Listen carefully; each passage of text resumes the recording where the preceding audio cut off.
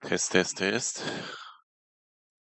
Müssen wir mal eben irgendwas anmachen. Wer ist drauf? Machen wir mal was. Ich glaube, ihr habt Sound.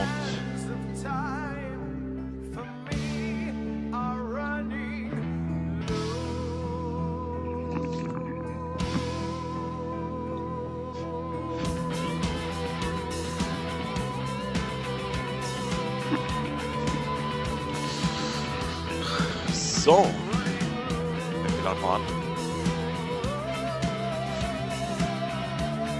Und ihr seht, was ihr nicht seht. Wir warten auf Passive Exile.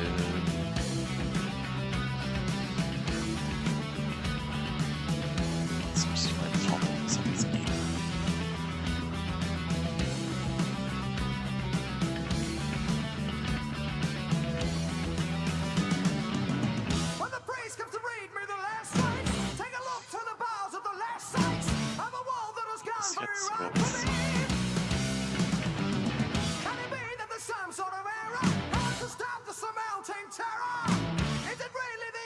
YouTube. Ich habe keine Ahnung, ob ich das teilen will oder nicht.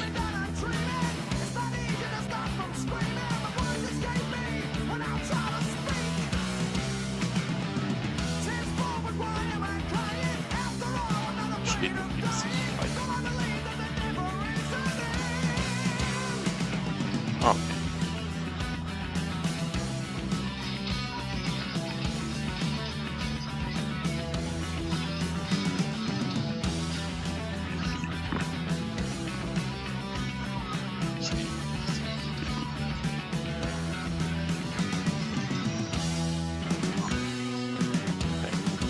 Live. Ist klar. Schnelles Video. Gut. Ja, was mache ich jetzt? Ich wollte einfach noch ein bisschen Magic spielen vorher. Das Einzige, was mich bei YouTube stört, ist, dass ich diesen Chat-Overlay. Wo ist er? Chat-Overlay. Top-Chat, genau.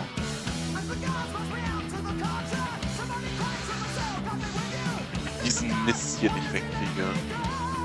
Oh, ey, kriege ich diesen Mist mal weg da aus dem Chat. Alter, das gibt's doch nicht.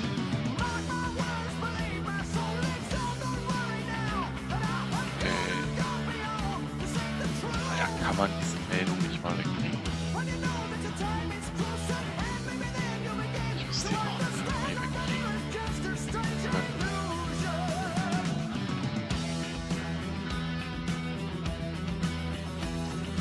Das ist ein Mist, ey. Ja. Ja, krieg ich nicht weg.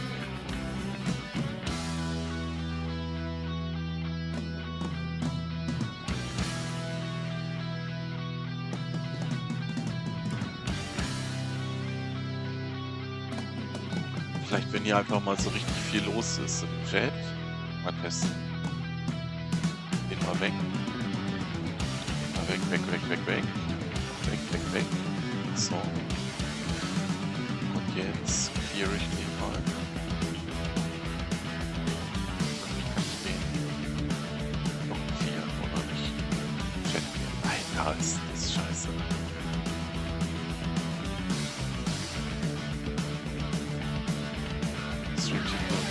So eine Kacke. Oh Mann. Chat aktualisieren.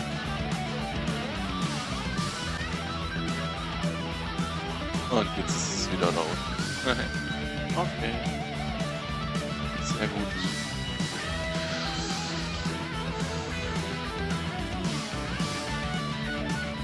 Ja, gut. Aber trotzdem ist das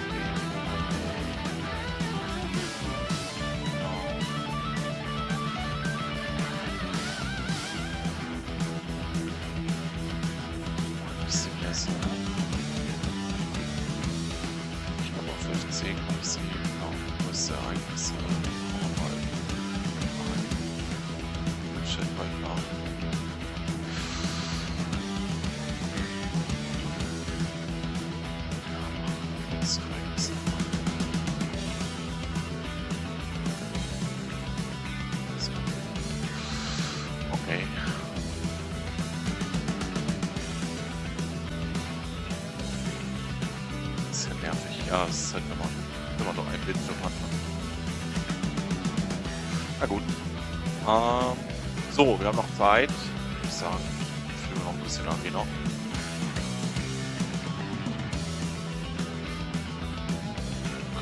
Und freuen uns auf den Release.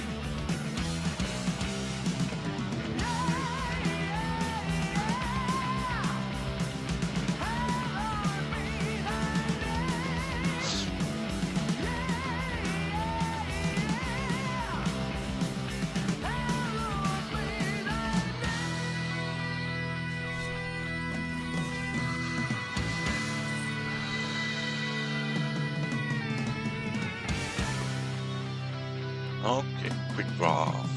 Ja, scheiße. Das ist nicht gut.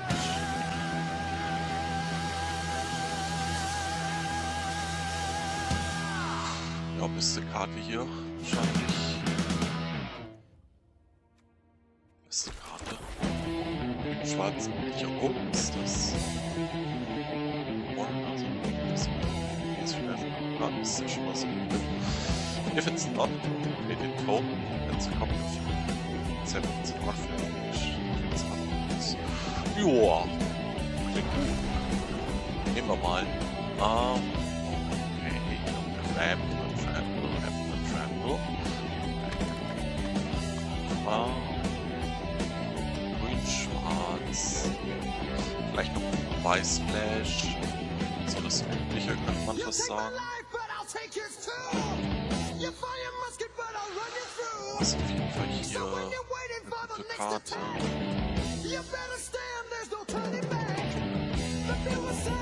Das ist ein Kombi.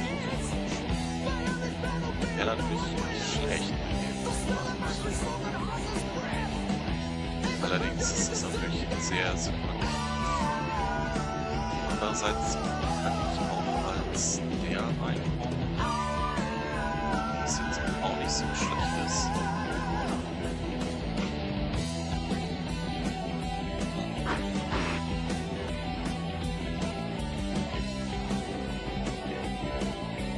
Splash. Okay. Splash.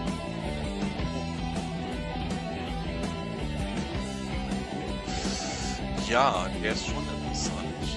Finde ich schon nicht schlecht. Viel Crimes hier.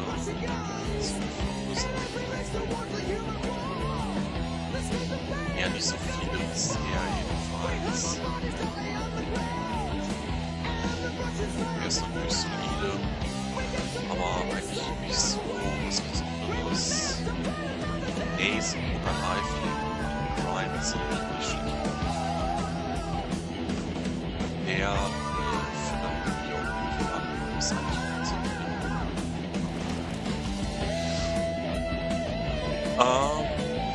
Die Karte muss ja natürlich auch schützen.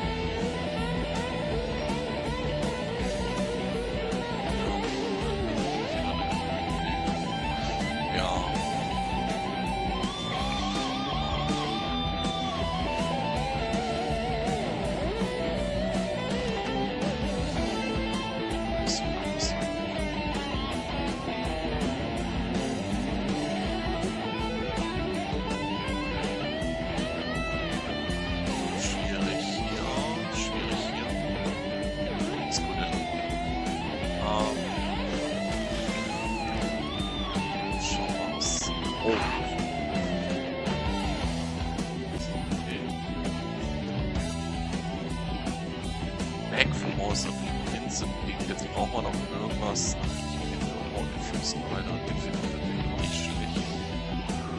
Ich glaube, das wird auch nichts. Ja, 2 kann man davon spielen. Der Range schon.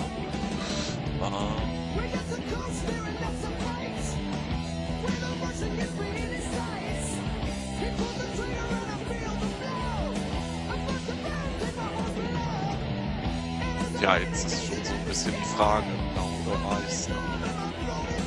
Blau oder weiß. Ich bisher habe ich gar keinen Gipfel, bisher mal wenigstens so ansatzweise. Ich nehme mal den.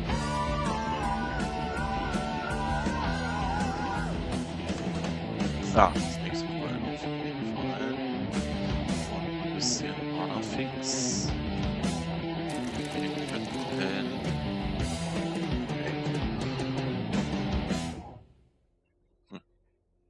Greeds Gambit ist nicht so toll.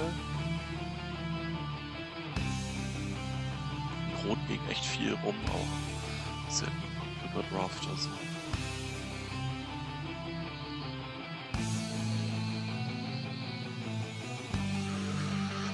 Der ist auch nicht so toll, Harmless Village.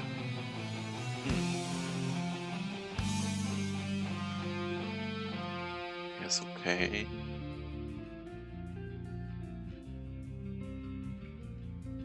Biter.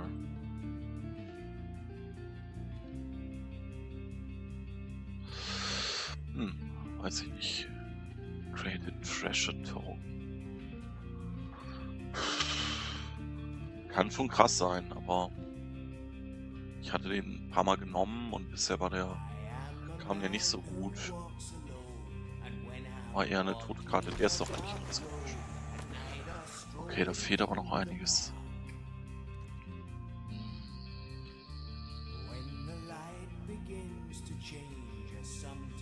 Eigentlich brauche ich nur Ramp und Card Draw und 2 Mana Drops. Also Card Draw wäre das. Tornado ist nicht schlecht. Dumble Rising ist natürlich gut. Okay.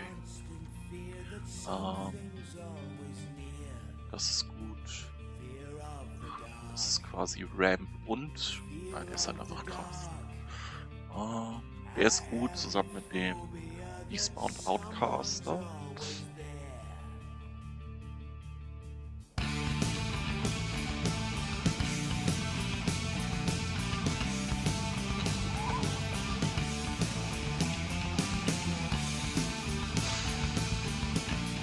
Also von der dritten Farbe bin ich bisher noch nicht so überzeugt. Ich brauche auch echt ein Removal. Und da war der Mono und Focus. Sacrifice the creature for artifact. Aber ich mache ja gar keine Focus bisher. Ich glaube, ich würde gern grün-schwarz einfach bleiben. Weil der ist nicht splashwürdig, der ist nicht splashwürdig und der ist auch nicht splashwürdig. Also vielleicht bleiben wir einfach mit grün-schwarz.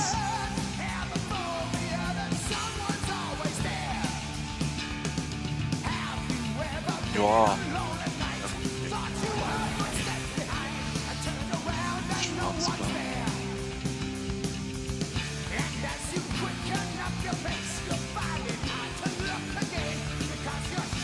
Wir müssen halt Crimes verursachen, Armen noch. Finde ich eigentlich nicht so toll. Wenn man halt zacken oder so.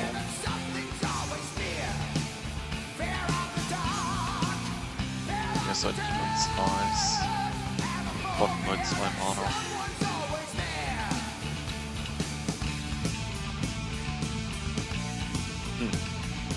Ja.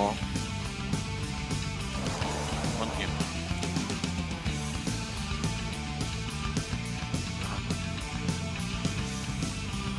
Das. Ja, die kann man auch nehmen. Ja, es ist halt ein Removal da, ne? Der wäre natürlich am meisten Splash.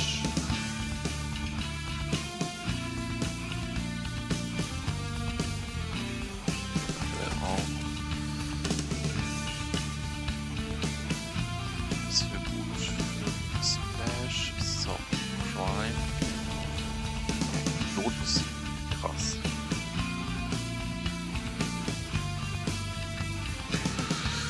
Joa, das ist ganz gut, ne? Oh, der ist auch nice. Der ist aber auch gut. Die sind beide gut.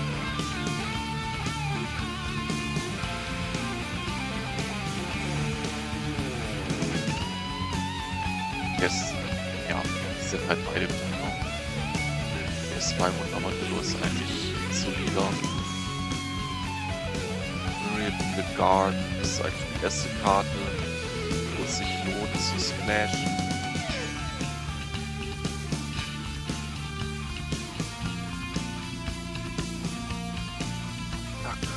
eventuell 2 Splash. Aber Mana-Kurve, was ist das? Viel zu wenig 2 Mana. Das ist auch eigentlich nicht wirklich 2 Mana.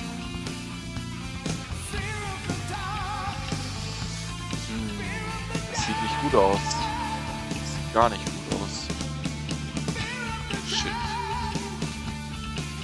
Es wird nichts.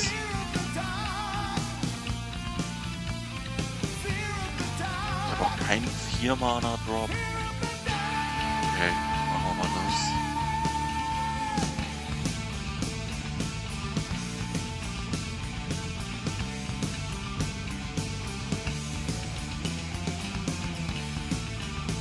Ah, der ist natürlich geil. Ich brauche immer einen 2 Mana Drop, ey. Ja, gar nicht.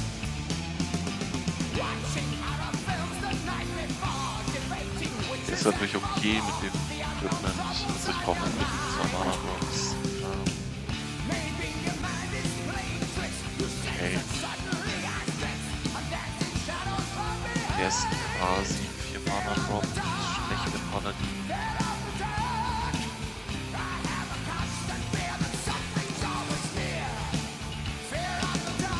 Snakes Inwind ist gut. Ja. Ist auch nicht schlecht.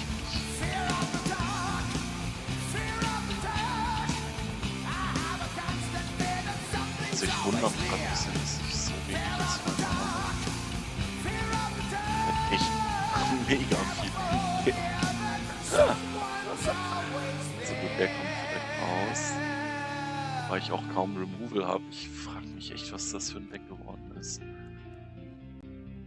1, 2. Na gut.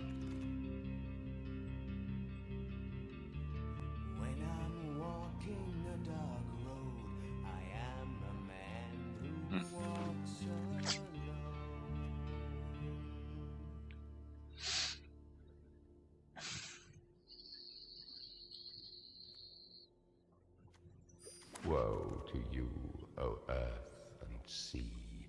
Ist ja gut, ich nehme ihn ja. Sends the beast with wrath, because he knows the time Okay. is short. Let him who hath understanding reckon the number of the Sehr beast, komischer for it Draft. is a human number. Its number is 666. Ich kann es mir gerade nicht so vorstellen, dass das ein Deck I ist. left alone. My mind was blank.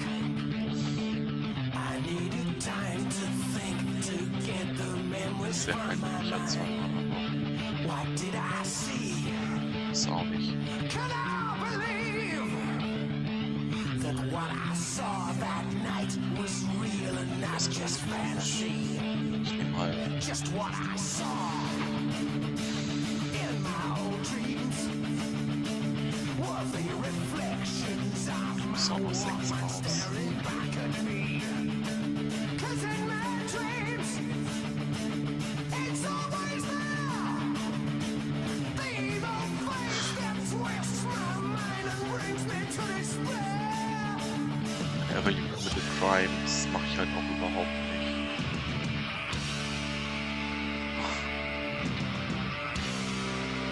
Ja, die sind halt alle mega krass, ne? Aber ich ramp ja auch kaum.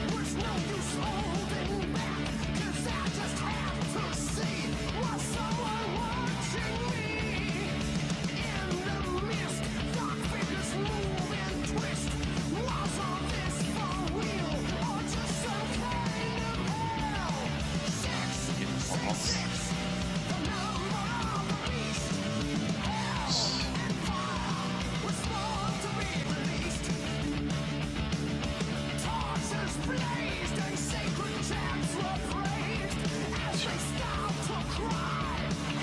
Dann einknicken auf jeden Fall raus. Den vielleicht. Den nicht spielen. Triggert er den?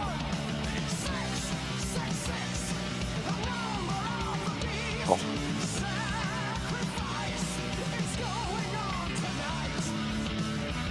Okay. Das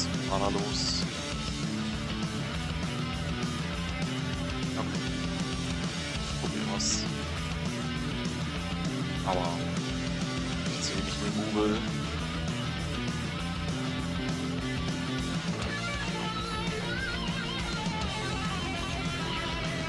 So, immer noch eine Stunde bis zum Livestream von GGG. Alles wird dauert eigentlich.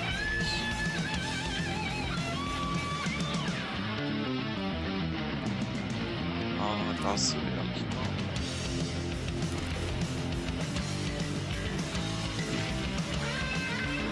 Da leg ich auf jeden Fall nicht im Graveyard. Ich ganz wieder.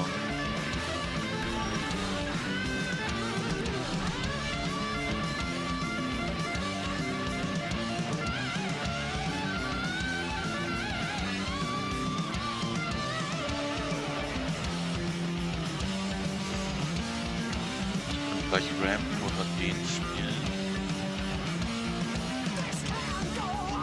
Für mich ist halt Ramp essentiell.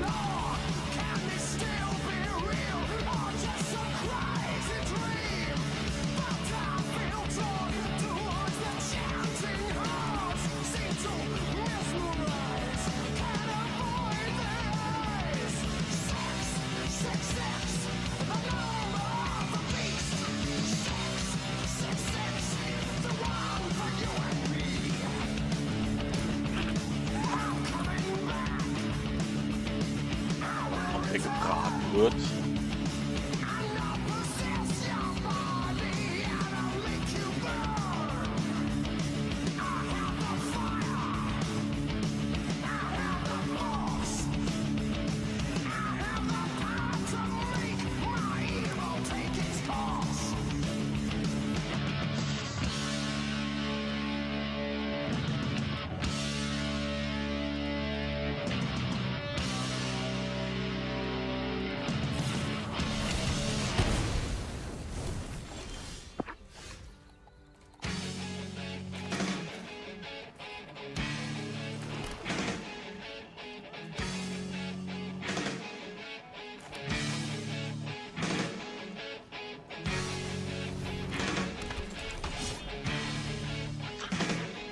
Zeit gewinnen.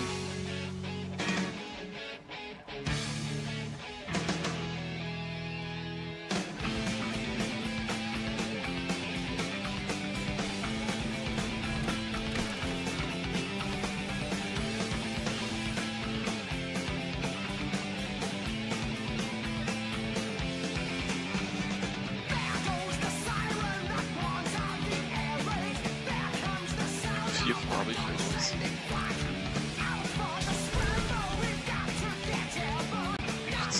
Mana nach.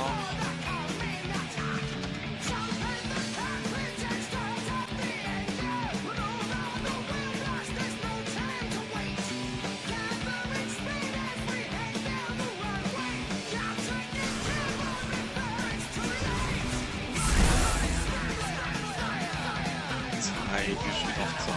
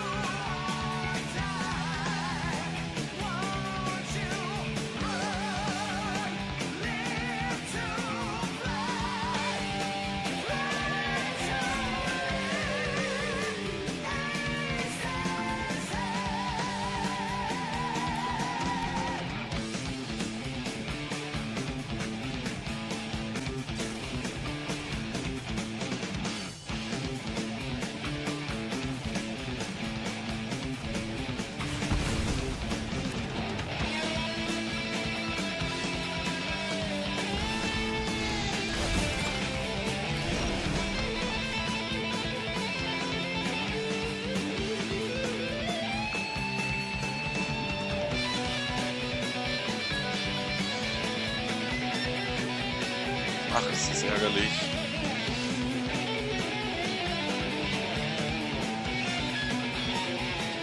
Ich kann nur eins machen. Oder ich schwöre von E. Jetzt nächste Mal drauf.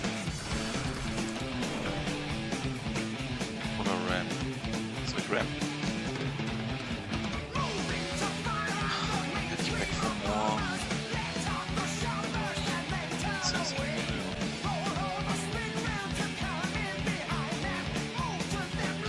Das ist schon ärgerlich.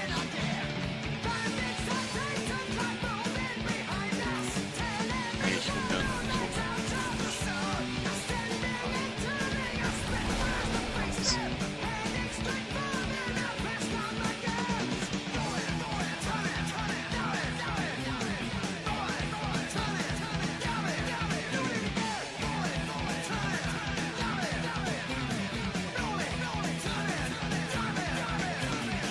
Dann hätte ich es natürlich anders machen können.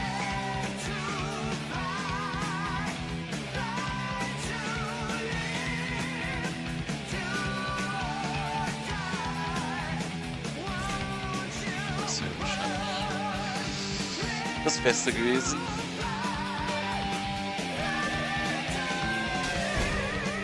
Fünf war ich.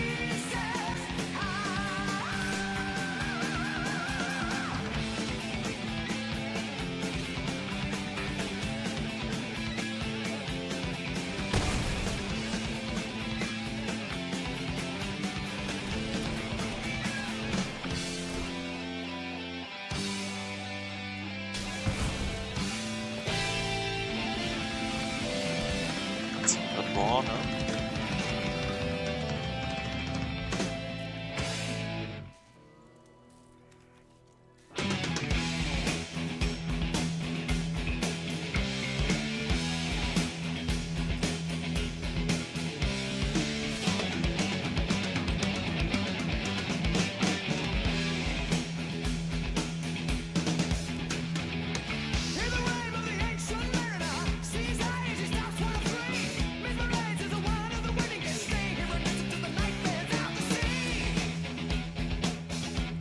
Ja, ist so ein bisschen.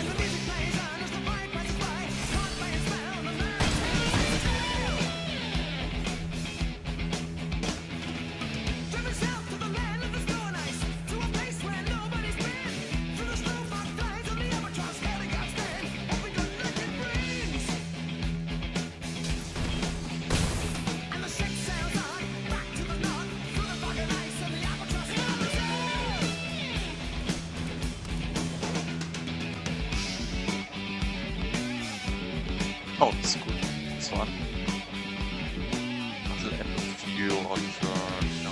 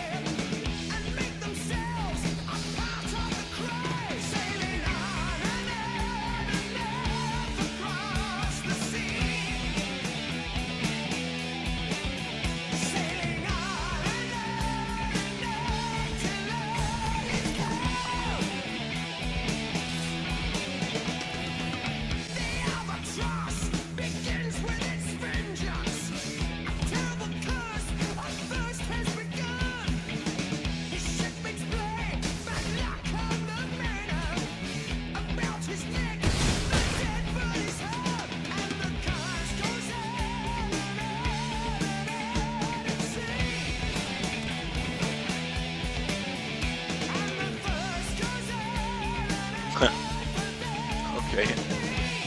Machen wir wohl.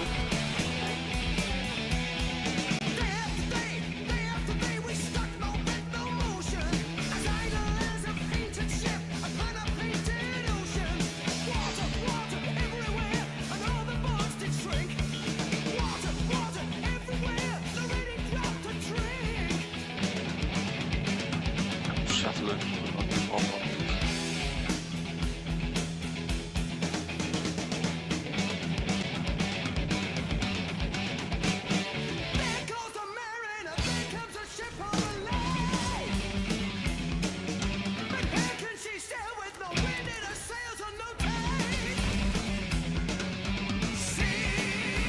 Schauen wir mal.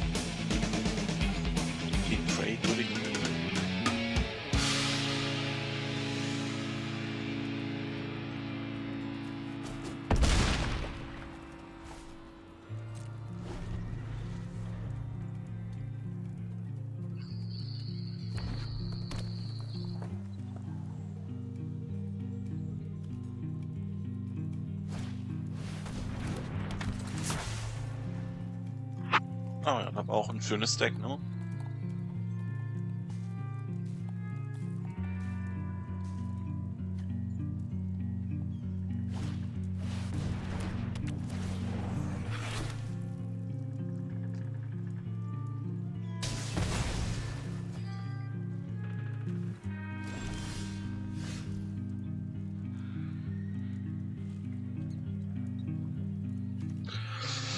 Da ziehen wir einiges an Karten und sind indestructible und alles krass.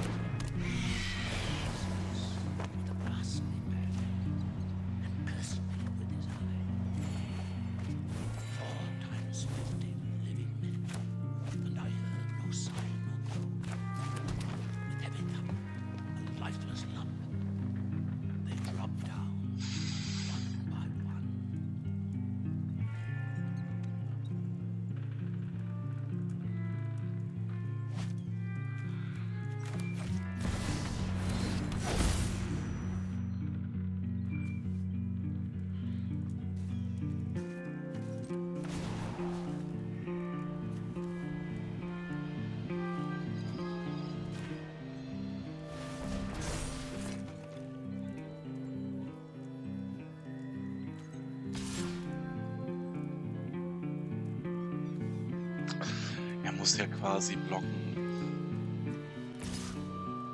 Schauen wir mal.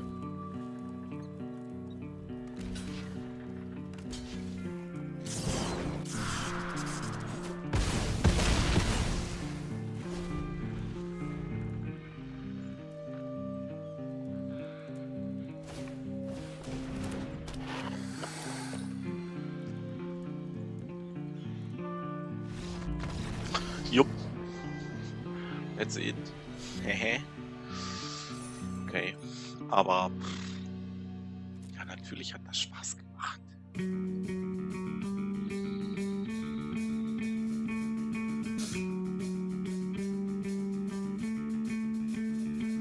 The cursed lives on in their eyes.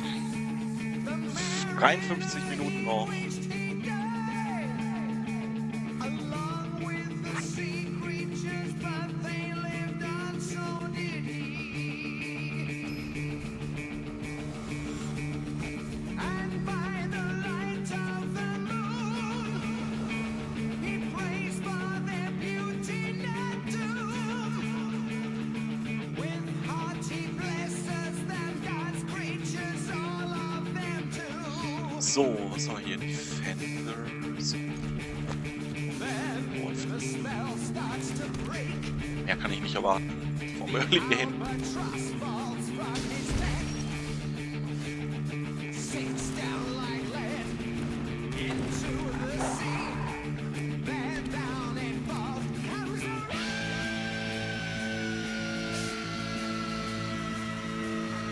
Mehr kann ich wirklich nicht erwarten vom Early Game.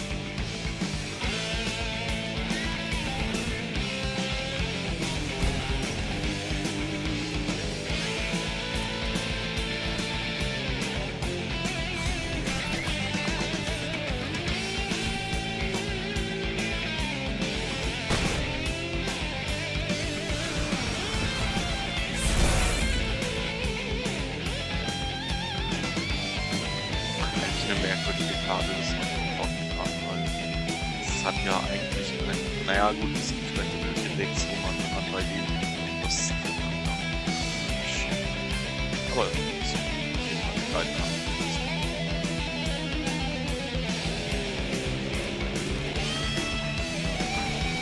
Spell, so, Bremse, ja, das auch.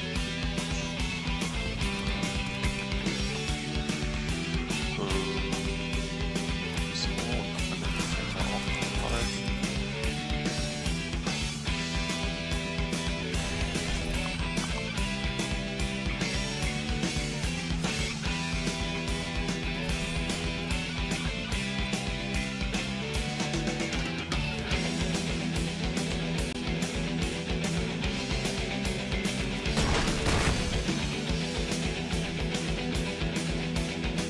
Warte mal, hat die ein Land gespielt? Ist so alles kommt mir noch bekannt. Jetzt. So, der One. So, den nochmal. So.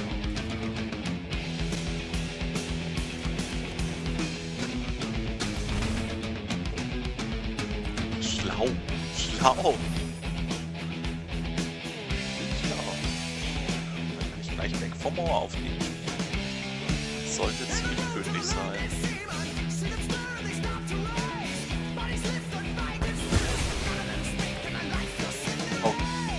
Okay. Oder auch nicht. Okay. Einfach Humor spielen. Alter Verwalter. Damit habe ich nicht gerechnet.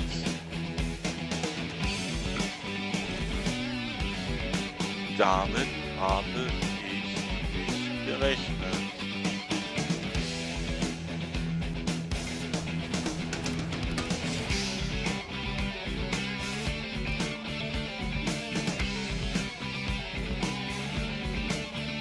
So, die haben was.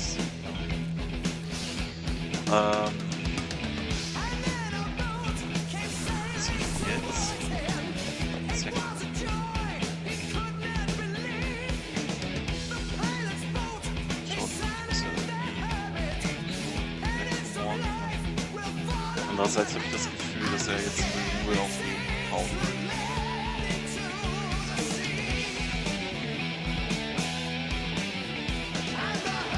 Ja, wahrscheinlich.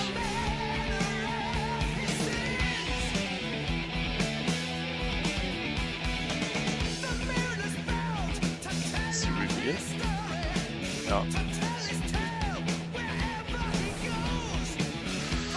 Kein Removal. Aber Digga. Digga. 6, 7. Weg vom Mauer.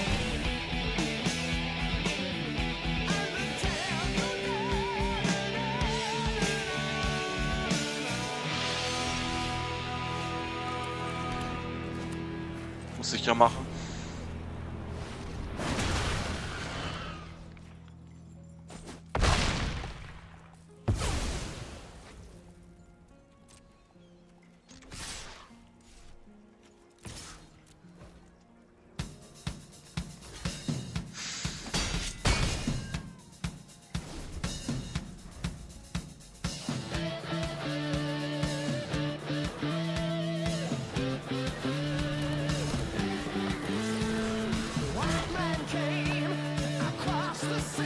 Das kann ich wohl aufgeben. Ich weiß nicht, was ich da noch ziehen soll.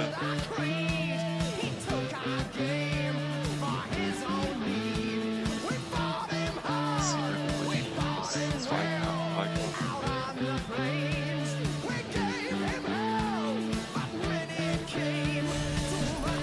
Nee, er macht sich 3, 2.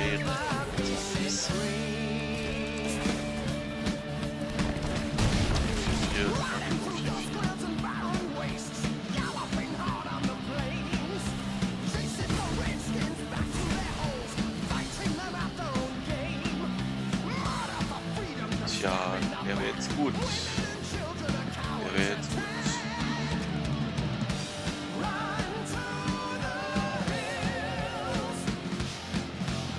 Gebe ich noch eine Runde? Wahrscheinlich nicht.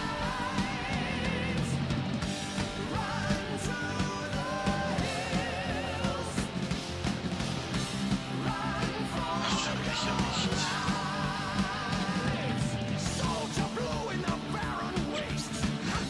Viertelstunde noch.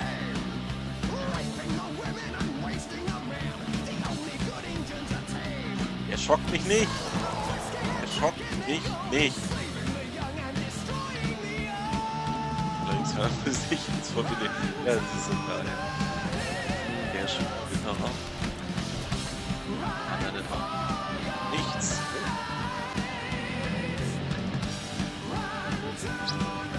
Aber jetzt dass ich 6-6er Zombies.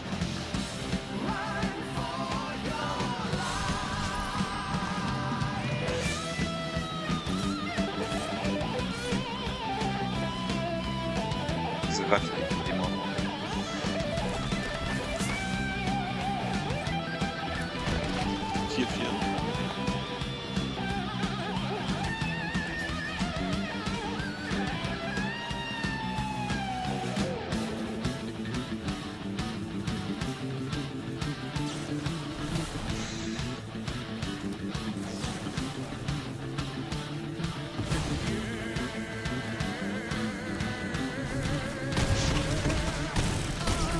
Bringt natürlich gar nichts. Gar nichts.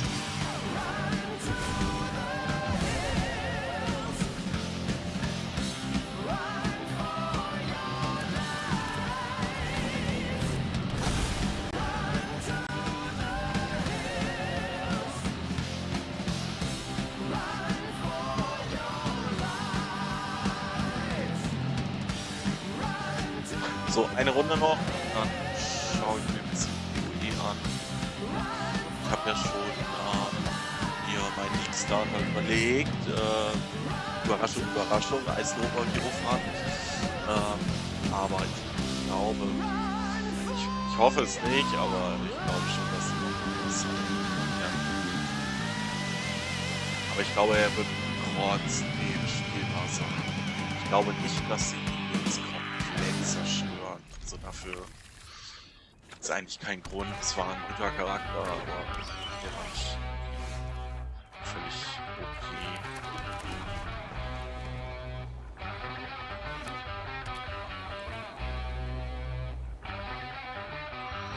Mal schauen. Ich habe auch das Gefühl, dass sie metamäßig nicht so viel ändern, außer dass sie bei Lee anscheinend was machen. Das scheint ziemlich eindeutig, dass sie da einiges verändern und ein paar neue geile Charaktere einführen. Aber ich glaube nicht, dass sie ich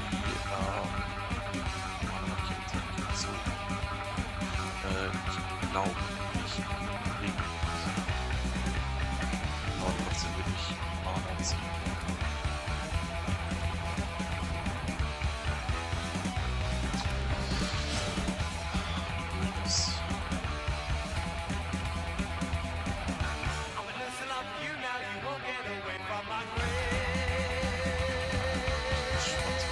Desert.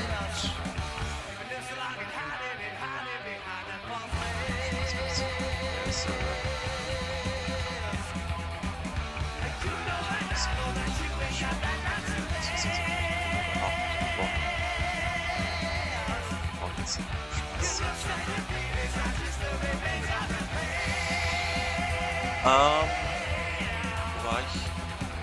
Achso. Ja, ich glaube, sie verstärken zwar Mini und so weiter, ich glaube auch nicht, dass sie allgemein ein bisschen was rausschmeißen. Sie scheinen ein bisschen was an den Augen zu verändern. So ein allgemeiner Nerf, beziehungsweise wird es kompensiert durch die neue Qualität und so weiter. Ich weiß nicht, mit welcher Intention sie das machen. Das weiß ich nicht genau.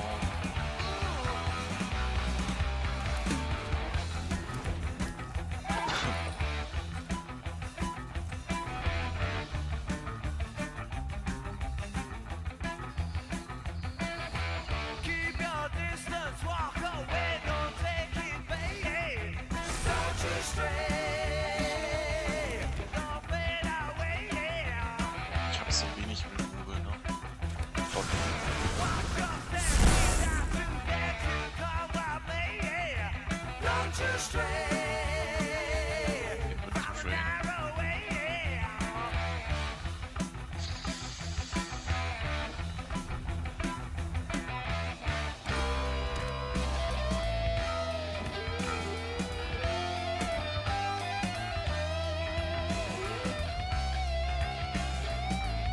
Ja,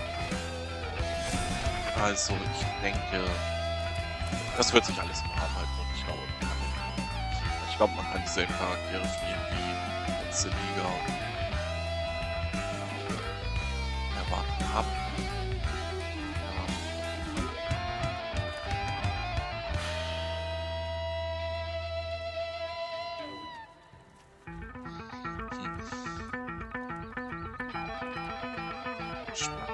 Warum wartest du ab?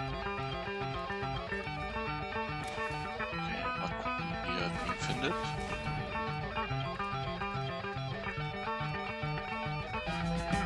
Auf jeden Fall irgendwelche Instanz am Start. Hat sich wahrscheinlich auf den hier vorbereitet.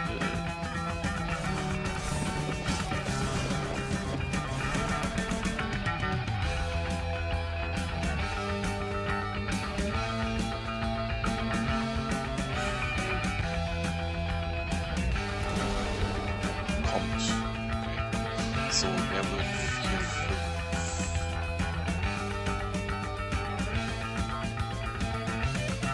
5 ist zum eigentlich okay. Bei Verwender an.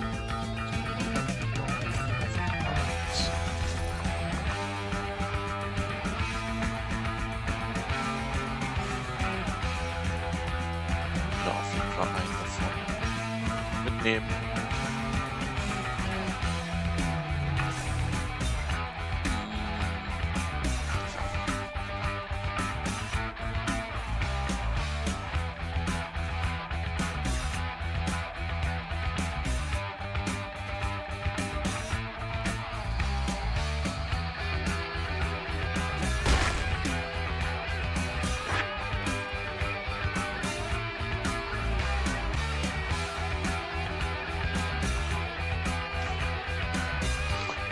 Ja.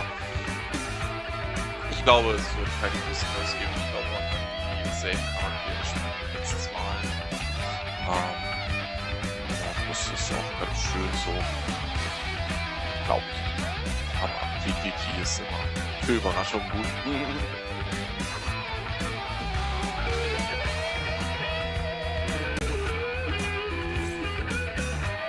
Ja, was willst du mit meinen Dienst machen? Komm, Hause weg. Hause weg. Fehlt wahrscheinlich eine zweite Farbe. Aber was hat er denn im Eisding? Das hat noch ein Flash. Das ist Exile-Ding für 4 Mana, aber das hat kein Flash, soweit ich weiß. Ich will doch irgendwas schießen. Ich will doch irgendwie Schaden schießen. Das mit Weiß.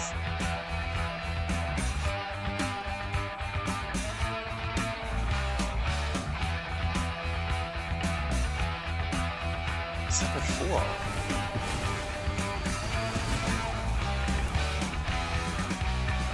Was war das? Was war das? Side-Target von Broken Bridger.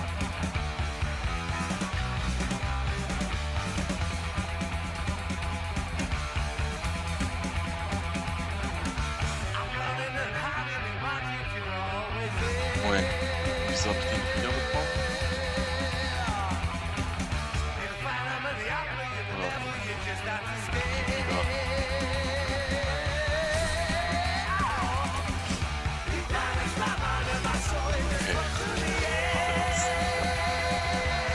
Er pocht auf den.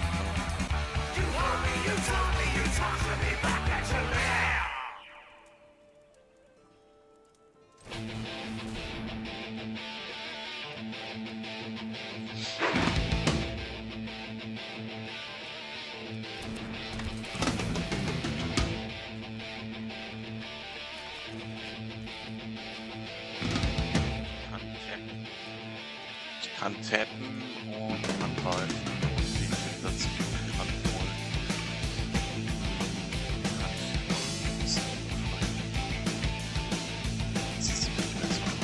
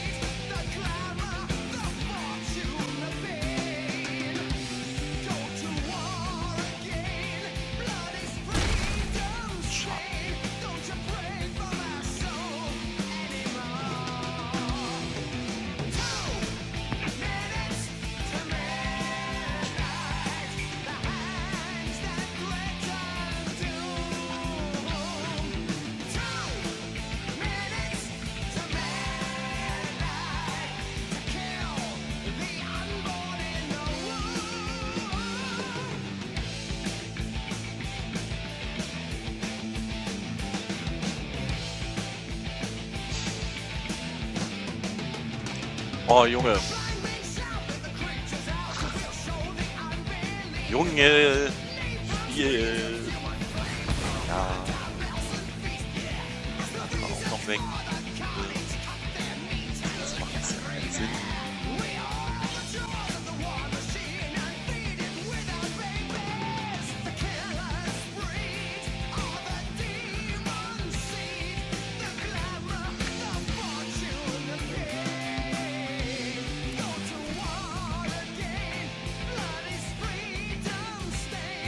Trotz 4 Dämmangriff eventuell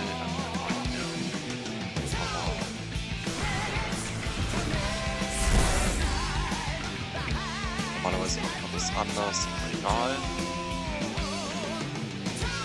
Ist jetzt so.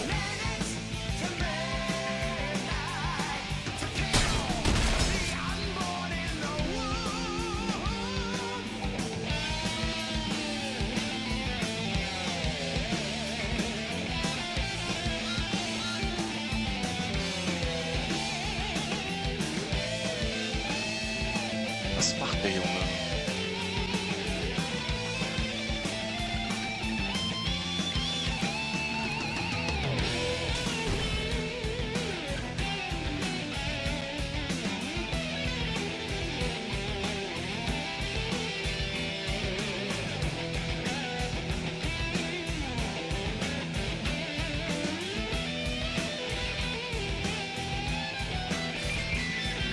Ja, genau, jetzt weißt du mal.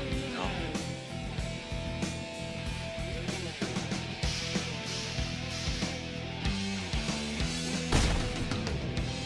So blieb, ja.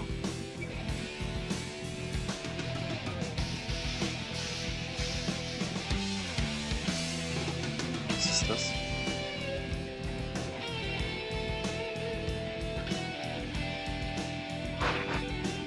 So, ja, dann musst du aber noch eine Kreatur jetzt spielen, ne? Sonst ist over oder musst eine von mir vernichten. Ich hab bestimmt Cleave, Destroy Target, Attacking Creature. Oder was machen? Ja, dann kann er doch nichts gegen machen. Okay. Ah, das ist Roger. Roger, dann mach ich mal das. Target the Land. Ja. Genau, ich muss aufpassen, dass so.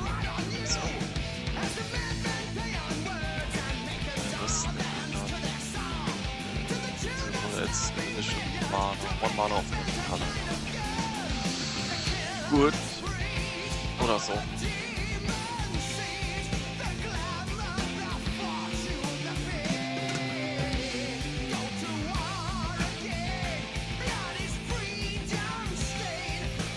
Ja. Okay. Das war's jetzt erstmal mit dem. Schauen wir mal, ob dieser gekommen ist. Ob es hier schon losgeht.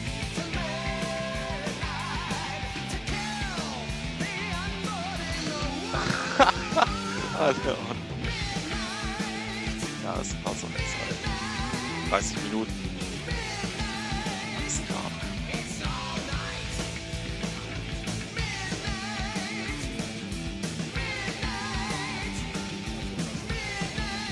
Achso. Kann man gerade nicht zocken.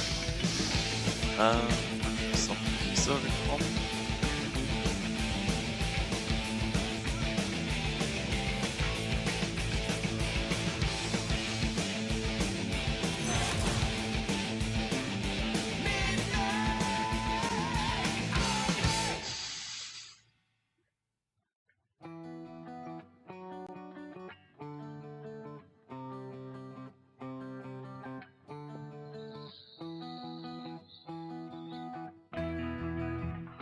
Wahrscheinlich kann man gerade nicht spielen.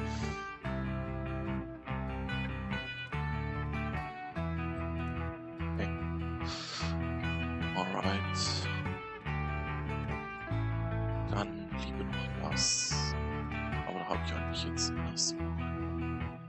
Let me tell you a story to chill the Mit wirklich sehr rudimentären Items und ich habe es vorhin ausprobiert. Da wollte ich bei den Skills nochmal irgendwas ändern. Nicht schocken. Nee, schocken. Einfach kurz, ne? Ich habe einiges ausprobiert. Das ist das Beste.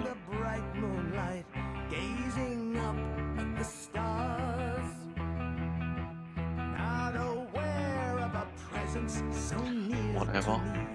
Watching my every move,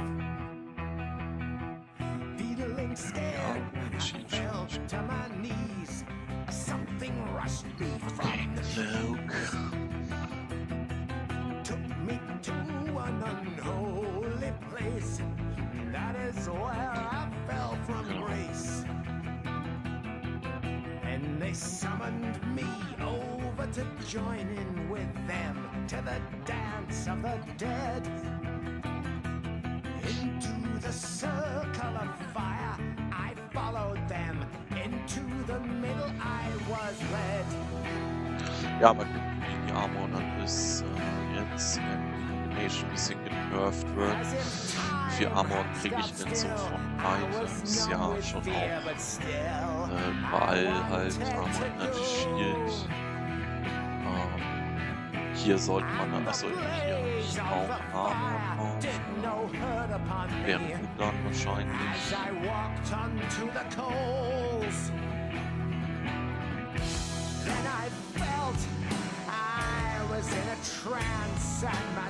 Also alles sehr rudimentär, schnell zu bekommen Items. Das ist, glaube ich, wir können mal gucken, ein bisschen wie sich da wieder so die Preisentwicklung war.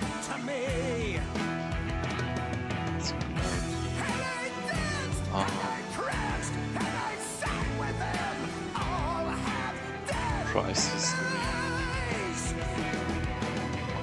Also es war am Anfang der Liga so 120 Tage nach hier, ne? Das ist am Anfang der Liga, ne? Ja. Da war es 3 Chaos und ist sofort runter auf nix. Okay. Dann wollen wir auch nochmal. Also ich brauche 3 Unix. Also Erziehungsfolge auch interessiert. Bei Weapons brauche ich ja keine mehr. Okay, dann 6 Unix. Mach mit.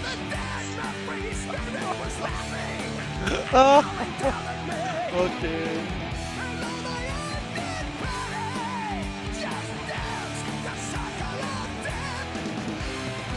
Rangeful gas can't have sufficient charms.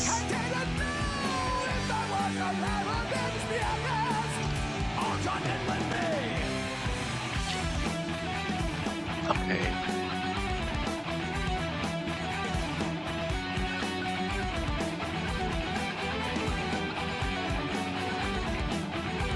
Ja, Folgen.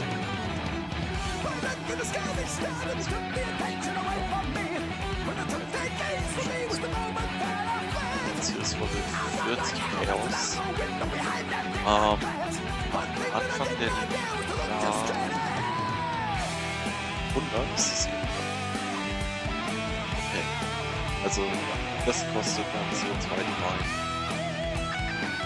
Wird 2 Mal kosten ungefähr. Am Anfang der Liga. Aber das kriegt man hin. Das ist das teuerste. Das ist das teuerste. Und Amos. Schauen wir mal, wie sich da was Neues entwickelt hat. Das ist so günstig, ist 5 Ars. Also Maximum 5 Chaos. Green Fragments.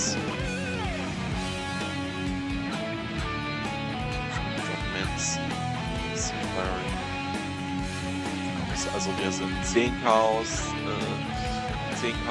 plus 2 Divine plus 3 Chaos 15 aus Rüstzeug.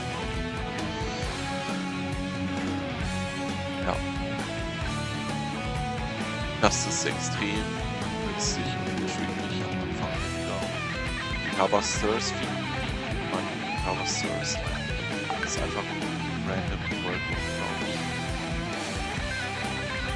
Einfach random World.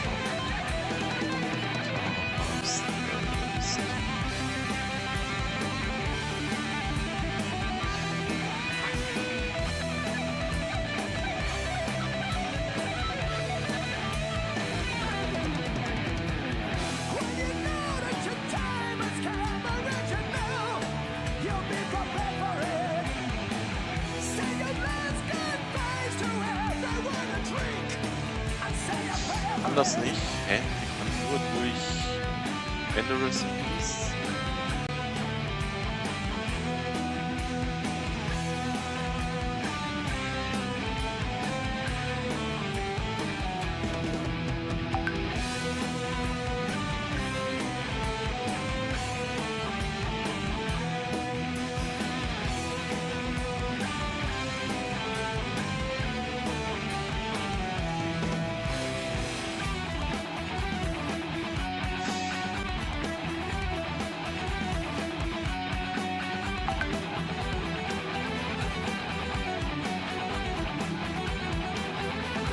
Covasters.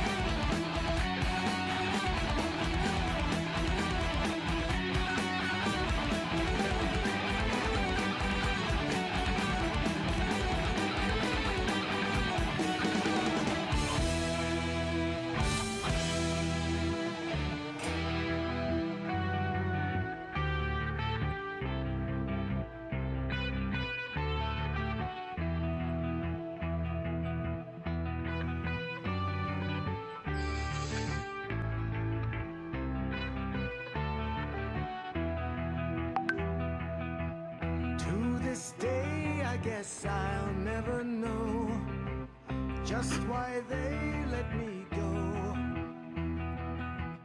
But I'll never go dancing no more till I dance with the dead.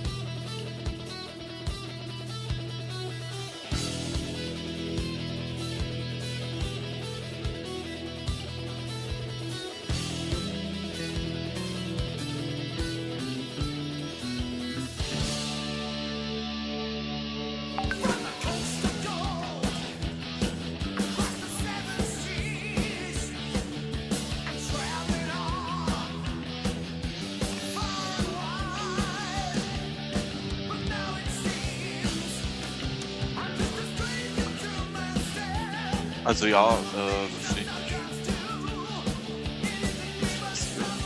Covasters. Meistens auch dabei. Steht hier auch nicht dabei.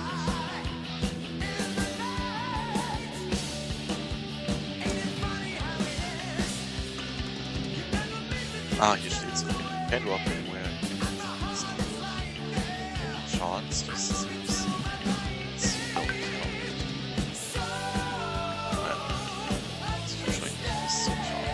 Chance.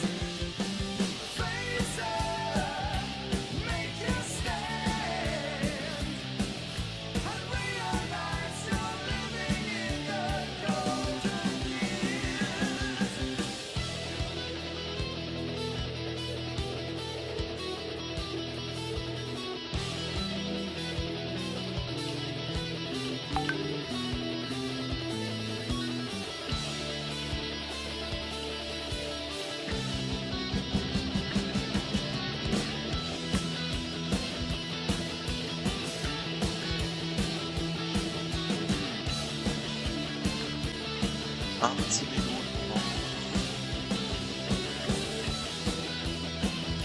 Ich finde, es ist noch jetzt ein bisschen los. Ich kann die jedenfalls mal nicht verfolgen.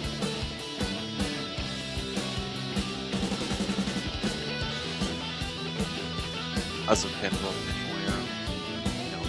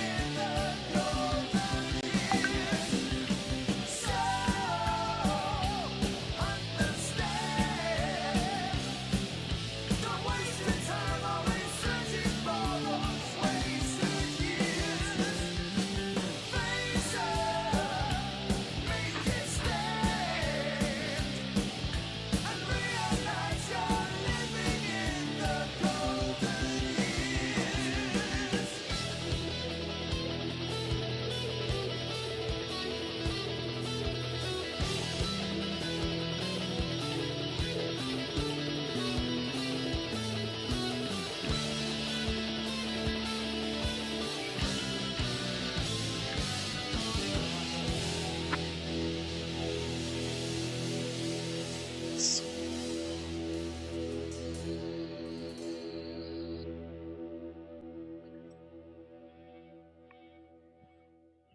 Da steigt man dann schon um auf Archmage, beziehungsweise erst eigentlich in Rang 6. Das am Anfang zu sehen.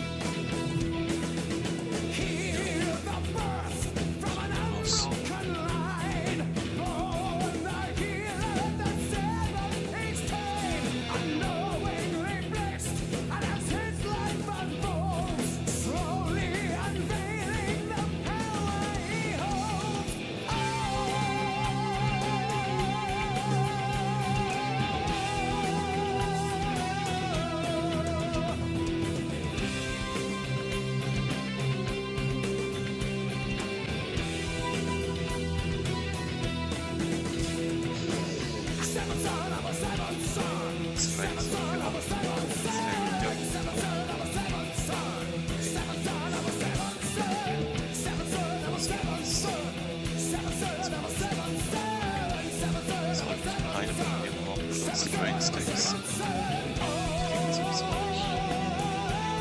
Five sind eher. Ja. Ja. Sehr schnell.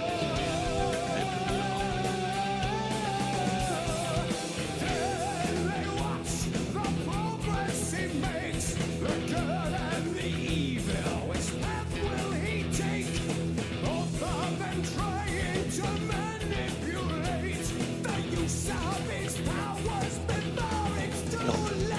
Achso, das...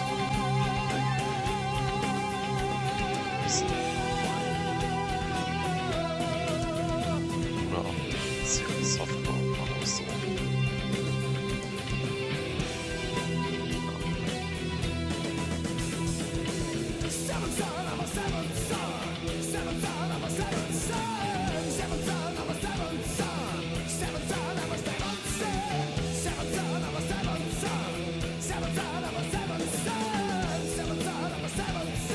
Ein Skillpunkt hat man eh mehr, das ist ja bekannt schon.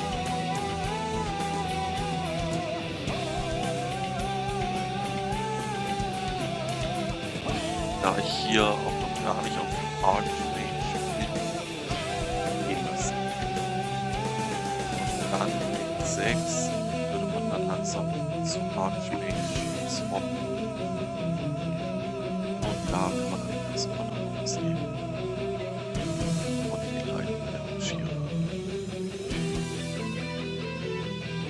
Die Clouds nehmen. Prima. Das ist erstmal die Degree. Und dann hat man schon mal ein bisschen, dann ist man schon ein Archmage, ja. Genau. So, ja, ich kann es zugegebenermaßen kaum noch erwarten. Gleich müsste es losgehen. Ich hoffe, das klappt. Ich hole mir jetzt noch mal ein Bierchen.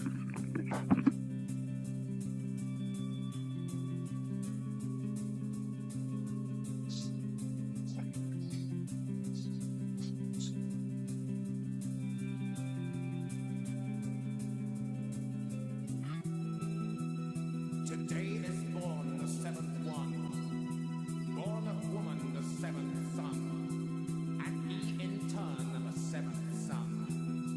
He has the power to heal. He has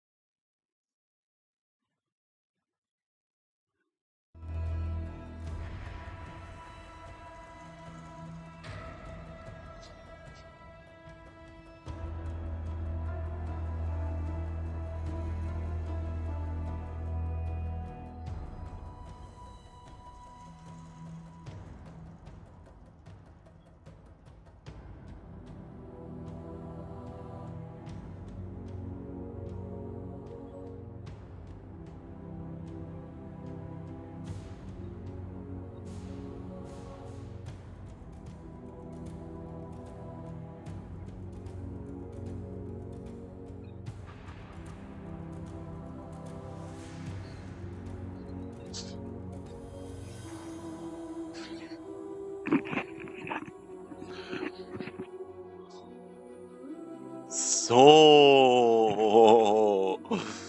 So. Los geht's. Ich bin maximal gespannt. Ich hoffe, das passt alles so vom Sound. Ich muss es hier natürlich lauter machen.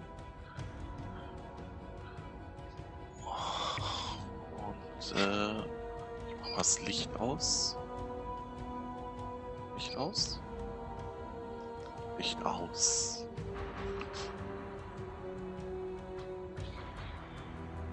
Nee, Licht aus ist doof, ne? Dann sieht man mich ja nicht. Ja, okay, passt so. Ventilator läuft, Bier ist am Start. Nochmal einen Schluck Wasser.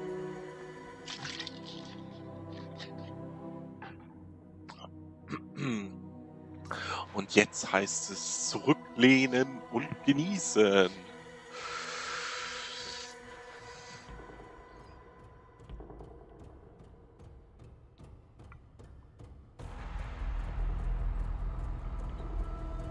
Oh, noch 40 Sekunden. Noch 40 Sekunden.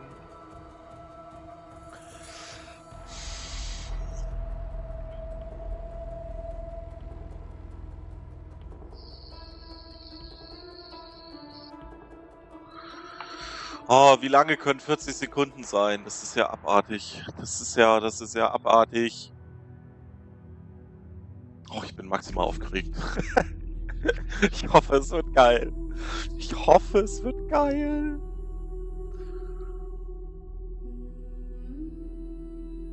Drei, 2, 1.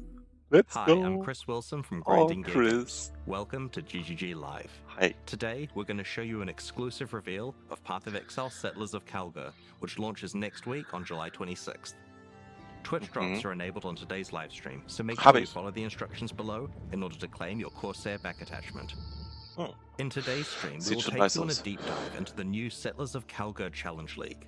We'll cover the league mechanics, its new and revised crafting systems, a new trade market system for currency, some sweeping balance improvements including 2 Ascendancy class changes, endgame improvements, some further additions to the campaign, and some quality of life features. We'll then talk about our console-native port releases and the features that come alongside them. Finally, we'll show you our new supporter packs, ending with a live Q&A session where Ziggy D will ask Path of Exile's game director, Mark, your questions from Twitch chat. After the live stream, we'll drop the full patch notes. I'll hand over to Mark now to introduce the new league. We're really innovative with the content Mark of this Roberts league, ist auch geil. and I'm really excited to see what everyone thinks. So let's just get right into it with the trailer for Path of Exile, Settlers of Kalguur. Nice. Ooh.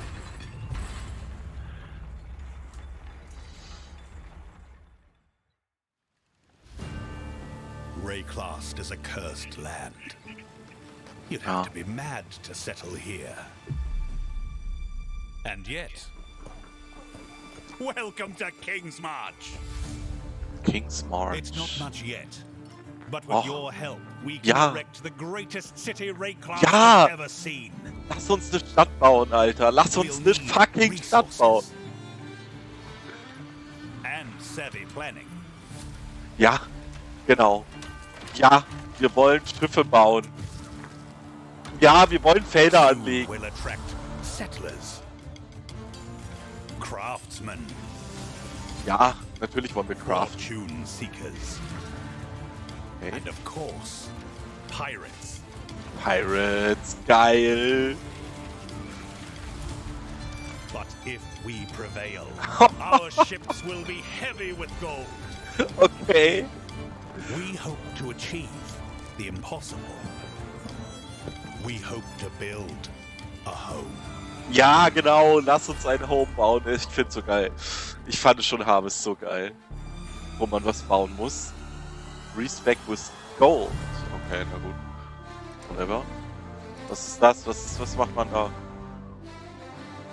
Okay, Radar Change. Gladiator Rework. Okay, ja, wird auch Zeit. Massive Melee Rebalance. Okay. Endgame Improvements. And much Much more. Geiler Trailer. Alter, ist das ein geiler Trailer. Ich hab so Bock auf so ein Aufbaustrategiespiel. Alter. In Path of Exile Settlers of Kalguur, you will encounter some familiar faces from the Expedition League. Danig, Rog, Tujin, and Gwenin are Kalguuran people who are trying to establish trade between Rayclast and their homeland. They have recruited many curious characters from Rayclast, including some you may recognize, but are also seeking help of a powerful exile, like yourself. You will first encounter Johan, the King's Hand in Lionized Watch. He's there recruiting workers, traders, and exiles. Johan, under the command of the King of Kalguur, has been sent here to build a new city called King's March, which intends to become the hub of commerce between Rayclast and Kalguur. Soon, he will bring you to the planned site for King's March, which you'll notice has humble beginnings as just a tavern in a field. But with your help, it won't stay like this for long. It takes a lot to build a town. The Kalguurans will ask you to seek out resources that can be used to begin construction. On your adventures, you might find minerals such as crimson iron, which are veins of iron that have been overrun with corruption, spawning dangerous foes when you approach. Geil. Or perhaps orichalcum, which you will have to liberate from the demons worshipping it. Petrified amber attracts mindless, blighted enemies, while bismuth has a strong affinity to the elements and causes the area to become unstable. If you're lucky, you might find vericium, a material as valuable as it is dangerous, and guarded by very powerful foes. Once you defeat these monsters, the deposit will automatically be tagged for mining. Ist das geil. But first, we need to get someone to do the hard labor. Voll geil. This is of course a trade expedition and nothing is free. Miners, along with other workers that the Kalguurans have hired, must be paid in cold hard gold, which you'll notice is now dropping throughout Rayclast. Auto Pickup. You will have control about who gets hired into your Gold. enterprise. Sie führen Gold Once ein. you have accumulated some gold, POE head to 2. the town and talk to the recruiter, Rolf. He's been busy tracking down hardy folk across Rayclast who are looking for work. You'll notice each person has their specialties and a wage cost. It'll be up to you to hire and fire as you please. Over the course of the league, you'll be searching for your perfect employees for each job. Once you have them, you have to keep them paid, safe, and alive, which we'll get into later. Alive, okay. Here we have a prospect who has a specialty in mining. Okay, We'll das start wird with that so we can mega begin to retrieve kompliziert. some of those resources we were talking about earlier. Okay. Let's go find some ore and put our miner to use. Oh, we've found a vein of orichalcum ore.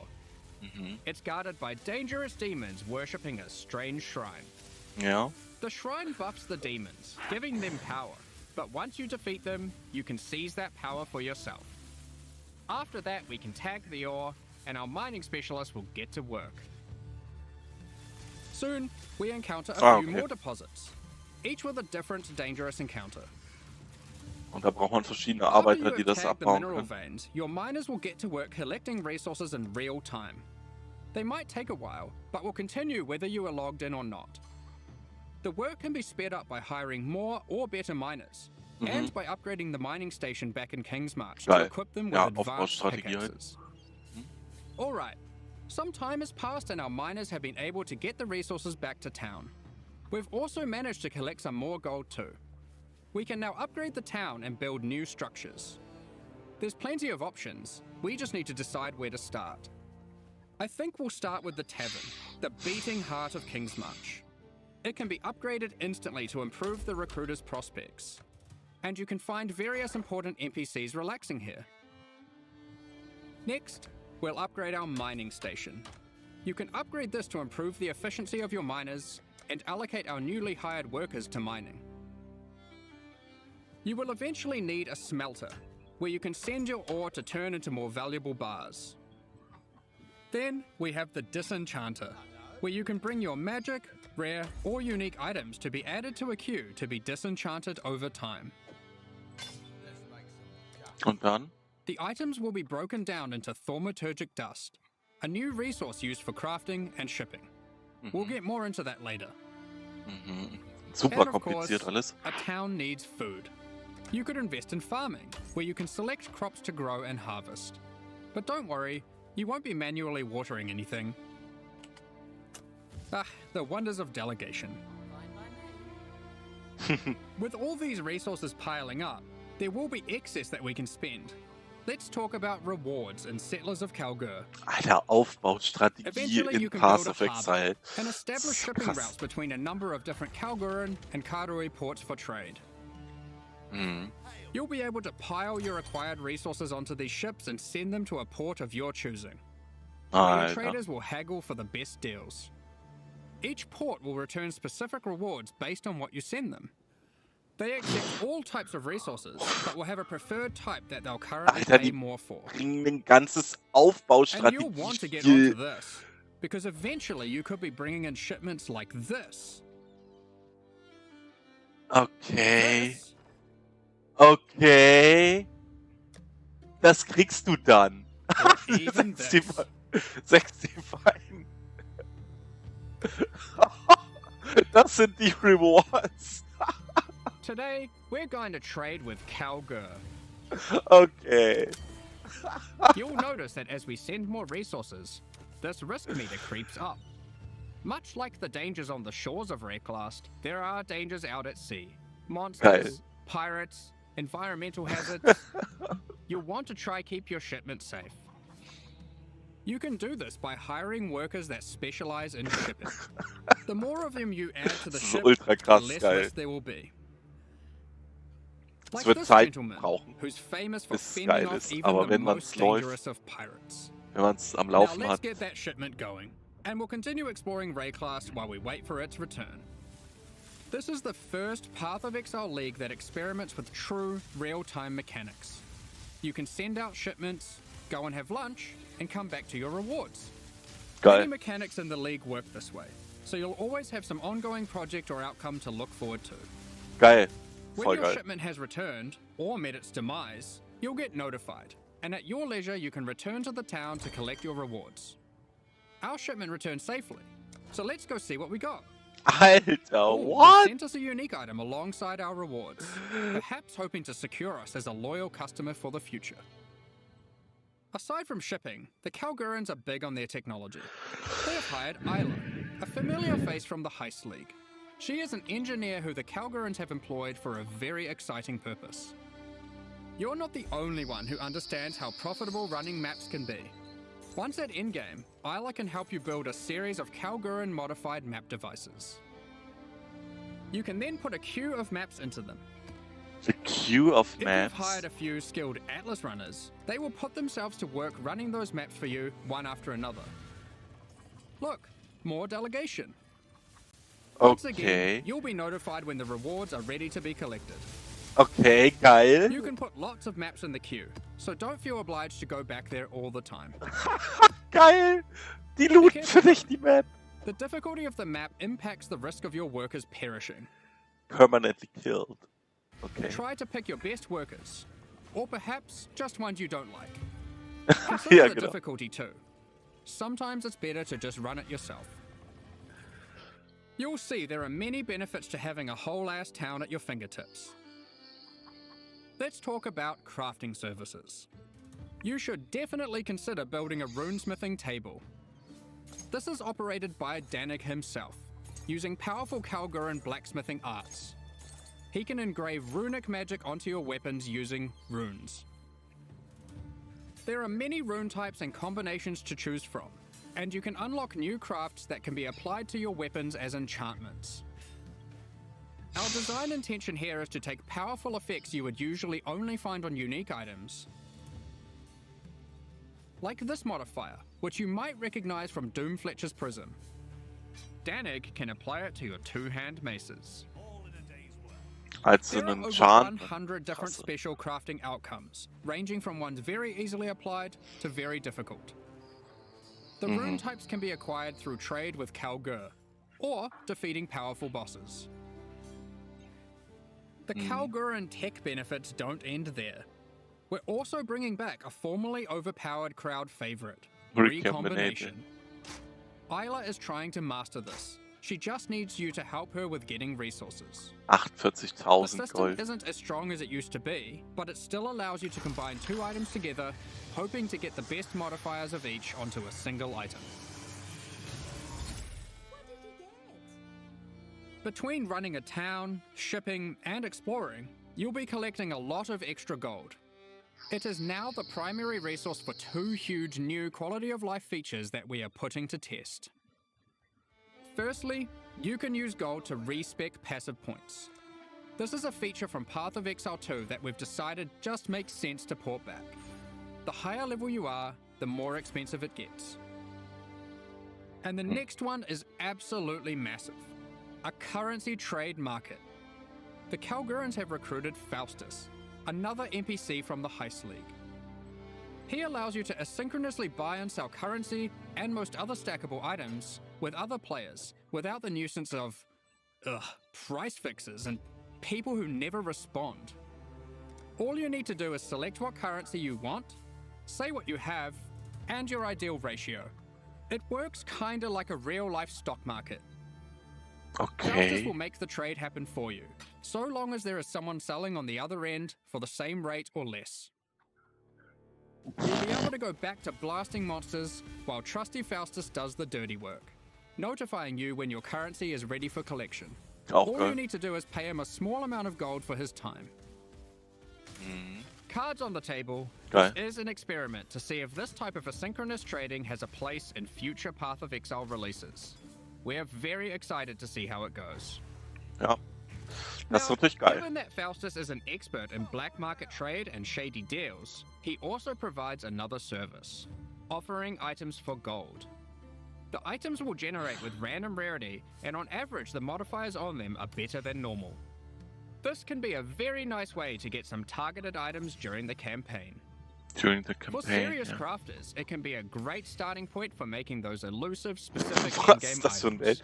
which perhaps you could take to the runesmith afterwards. Alter, sind die alle krass, die It's Bells. worth noting that you can invite Faustus to your hideout, where he will always be available for respecking, For currency and exchange. black market items. Ja, das ist sehr As your geil. town grows, Das it ist will geil. attract more attention, good and bad.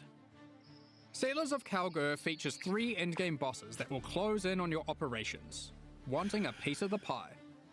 They might capture and ransom your workers, even your entire ships. You'll have to make some tough decisions. Will you take them on or pay them off?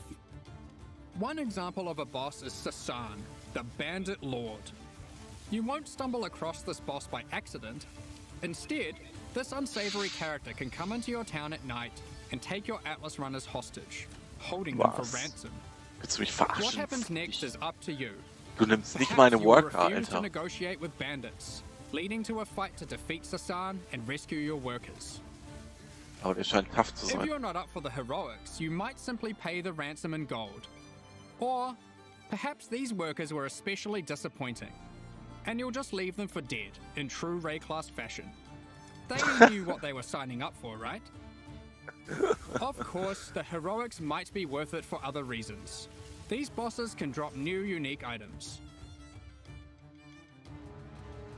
Okay, sowas check In ich mal nicht. sum, Das ist mir zu Settlers of schnell. Kalguur is a very experimental league with new mechanics that will completely change how you play the core game. We've been sitting on a lot of these ideas for a while and can't wait to share them with you. But there's a Currency lot more to this exchange. expansion. Let's Have- talk about balance. Balance! We've finally Balance. rebalanced the Gladiator. It's been a long time coming. Like before, there are passive skills that allow you to invest in bleeding and block. We've designed new skills replacing some of the old ones. Like this, War of Attrition, which is very handy for long sustained boss fights. Wenn Further die alongside the Effekte- Gladiator theme, this new passive allows you to combine different weapon types while dual wielding to get a variety of powerful bonuses. For example, holding a dagger will give you more critical strike chance, while holding a mace gives you more area of effect. Of course, you could just use Varanastra for all weapon type bonuses. And finally, we have a new notable which allows you to invest in the newly added Retaliation skills. These are active skills which require you to meet a certain condition in order to use them. Was? Once you meet that condition, you can unleash devastation on your foes. Here we have Skill. Eviscerate, which requires you to have a shield. Or for those who like to dual wield, Sword Storm, which is great for obliterating bosses. Here we have the Divine Retribution skill. This one has the condition requiring you to block. You can then unleash a devastating spell, causing lightning bolts to strike the ground in an X shape around your target location. Okay, Doing jetzt- huge amounts of damage. Der sieht ja And of ziemlich course, geil und in OP true aus. Path of Exile fashion, there are many avenues to invest in these mechanics further on the passive tree and a Oh new God. support gem. You are able to increase the leeway duration after meeting the condition, reduce the cooldowns, Oh or God. just increase their damage. Oh The world's Gott, your die sind oyster. krass. The Gladiator wasn't the only Ascendancy class we've changed. As we develop Path of Exile systems, we often find ourselves reusing mechanics, increasing their depth, and allowing more avenues to invest into them. As such, the Raider Ascendancy class found itself lacking, with many of its passives commonly available elsewhere. We want our Ascendancy classes to always feel like they're pushing the boundaries, allowing you to change your character in ways that are meaningful and ideally unique. Ich fand den Raider mal geil, As aber a okay. result, we've straight up removed the Raider, rest in Yep. peace. And we've added a new class in its place, the Warden. Boah. This class is largely inspired by its predecessor from the Affliction League, with a few changes. The Warden now focuses on elemental attacks, changing the behavior of shock, enhancing freeze, and replacing ignite with scorch. There's also a skill that interessante allows Idee. you to go ballistic with your elemental damage, periodically.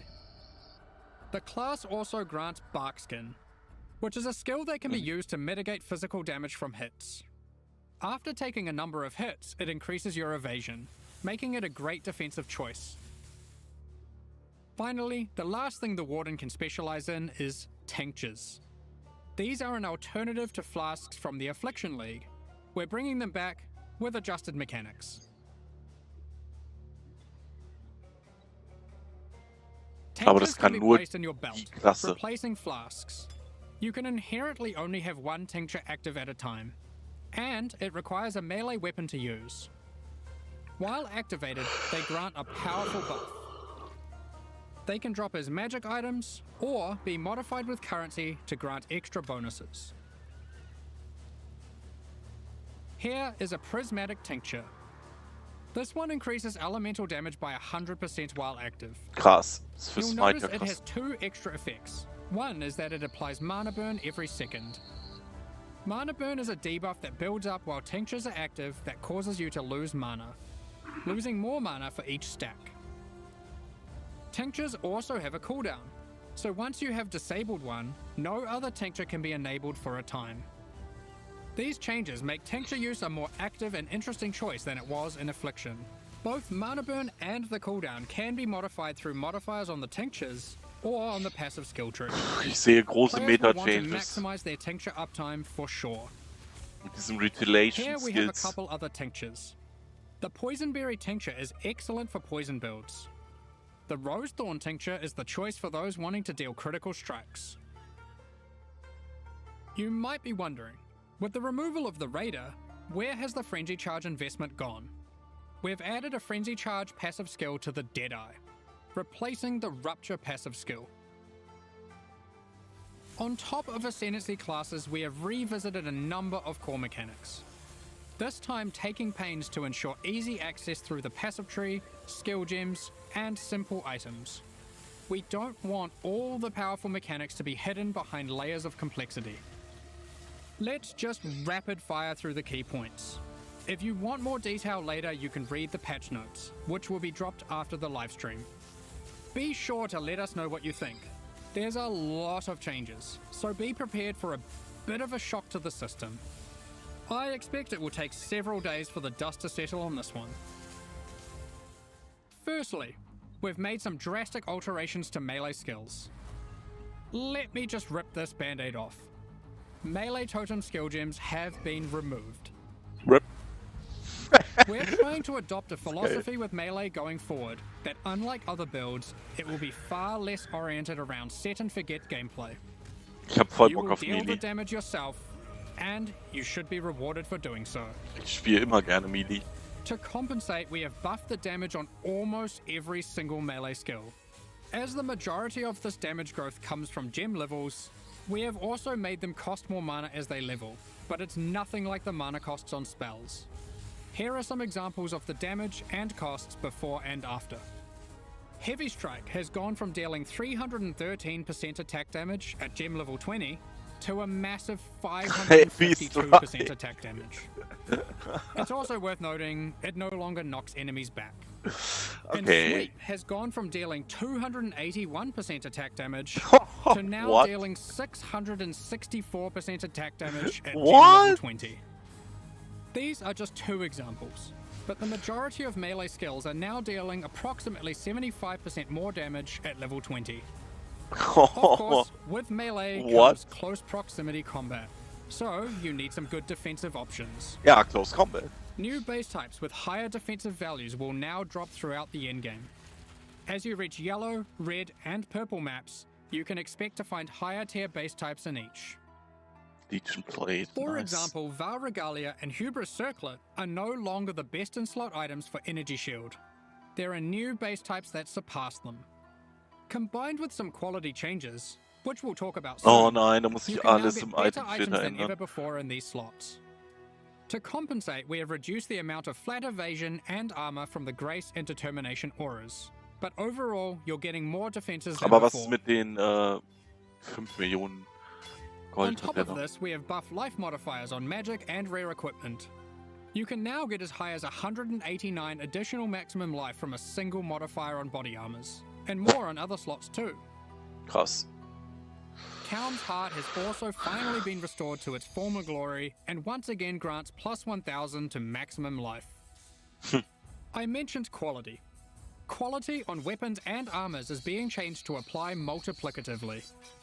In other words, weapons with full quality will give 20% more physical damage, and armor with full quality will have 20% more local defenses. For melee, this will mean a damage increase for almost all builds using physical damage attacks, and it will mean more evasion, armor, energy shield, and ward for all builds. Krass. Endurance charges no longer grant elemental resistances, but instead grant Okay. additional elemental damage reduction, making it multiplicative with resistances. Okay, krass. You can now get 4% per charge, alongside the existing 4% physical damage reduction. To compensate, we have made some changes to the Juggernaut, and various unique items like Eternal Damnation. You can get more maximum resistances from the tree, specifically around the Marauder class start. These of course can stack with the Oh new God, elemental ganz neuer mitigation from tree. endurance charges. On top of this, duels can now roll maximum elemental resistances as modifiers. Cool. Since we're making elemental mitigation more accessible, we've heavily reduced accessibility to physical damage taken as chaos or elemental damage. Those stats are still around, but you should not expect to be getting full conversion anymore. All block passives have been buffed, so you can now more Ja, easily die achieve waren auch block echt caps from schwach. just the passive tree. Blocken war so schwer zu skillen. The Keystone Versatile Combatant has been improved to have less of a penalty to maximum block. A number of Life Leech passives have been buffed to generally allow for more acquisition of maximum leech rate for life. Vow Pact has been reinstated to its former glory for instant Life Leech, but only for melee. We've reworked Flesh and Stone. Previously, this buff skill granted Schon Main wieder. and Blind, depending on the stance of our character. Now, while in Sand stance, the skill simply provides damage mitigation, becoming more effective the closer you are to enemies. Das ist While gut. in Blood stance, enemies will take more physical damage the closer you are to them. This skill will now greatly favor melee or close range gameplay. Saugeil. Given we're doing a Kalguuran League, Ward has also received a bit of attention. There are new uniques that grant Ward, and the base restoration of Ward is now faster. To compensate, Olroth's Resolve has been nerfed, but Ward loop builds will still be possible. Squad hätte ich auch mal Bock that drauf. was most of the purely defensive changes. Now let's look at some of the offensive and utility-based ones. There are more and better ways to deal with mana as an attacker on the southern hemisphere of the passive tree.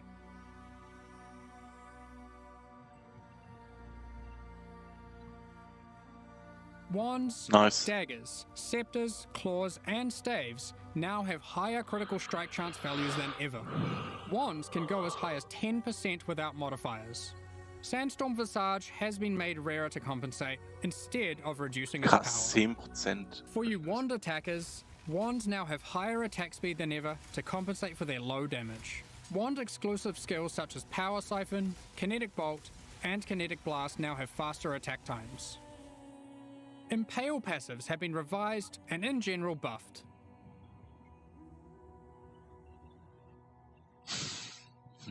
The buffs Boah, so granted viele by Änderungen, Warcries are now simpler but more significant, and more universal to builds. They also now apply to allies by default. Banners have been reworked. Instead of having a reservation cost, they are now free. However, they don't grant a permanent buff. Banners now need to be placed for the effect to be active. However, ist cool, once ja. placed, Ist wie ein they are Totem. far more powerful than before. Ja, ist doch cool. Additionally, there are new ways to prolong the effects and more ways to invest in them than ever before. Veiler. Was ist Rage Veiler? has been made more fundamental and discoverable. Rage is now multiplicative attack damage, but no More longer attack inherently damage. grants attack speed or movement speed. It has a new cap, and you can find many new passive clusters that allow you to invest into the mechanic. The Ist goal is to make Rage more powerful as a baseline, and less gated behind the use of specific unique items and ascendancy classes. Berserk has been Alter. nerfed, just so you're aware. We have changed how bleed works too. You can now find aggravated bleed on the passive tree. When applied, all bleeds on the enemy will deal damage as if the enemy is moving for the remainder of the Alter. duration. Alter, das ist so wichtig. The skill Ensnaring Arrow no longer interacts with bleed, so no more will you have to apply bleeds and swap to a bow. You can now achieve the same result hat using denn für aggravated bleed passives without the annoyance. Rupture from the Deadeye has been turned into a support gem. We've added the new Overexertion support gem, which highly favors slam builds. Now, it's time to look at a hot topic, Magic Find. In the Settlers of Kalguur expansion, we are going to be removing item quantity bonuses from all character items. This will not affect existing items in standard leagues. Magic Find is intended to be another axis on your gear you can scale once you have achieved the power you want. With item quantity being only available on unique items, this meant if you wanted to get the most out of it, you had to be playing a very specific build. We still want people to be able to invest into Magic Find, but now only through item rarity. This can be obtained on a number of rare item slots, and by a much larger number of builds. What about Ventor's Gamble, you might ask? Here it is now. This is one of the biggest balance patches we've ever done. I Ja. can't promise that existing builds will all be safe. Even we aren't able to predict all the outcomes here, nor have we even gone into every single change, just the major ones. I don't know, man. Balance is hard. But the sheer number of new, viable options is Was denn aber exciting, jetzt mit den Totems? especially for Gibt's melee. gar keine Totems and mehr, we're oder? determined to drag the game in a better direction. Be sure to read the patch notes after this. It's going to be a ruckus. In 3.24, we overhauled the in-game experience by introducing a new tier of schon maps Bock auf and Berserker, reworking ey. scarabs. Mit den We Rage want to continue Changes. to improve these systems and introduce more exciting in-game content every league. 3.25 is no exception. Let's check out the myriad of changes coming in Settlers of Kalguur. First up, we are changing many scarabs. We won't go into too much detail here to avoid Ja. getting lost in the weeds, but here's a few new ones. Be sure to check out the patch notes after this for more detail. Ja. Das We've wäre jetzt zu also viel. added an additional map device slot, which will be unlocked upon completing your first 10-way Maven encounter. This simply allows for more combinations of scarabs in maps, resulting in more difficulty and more rewards.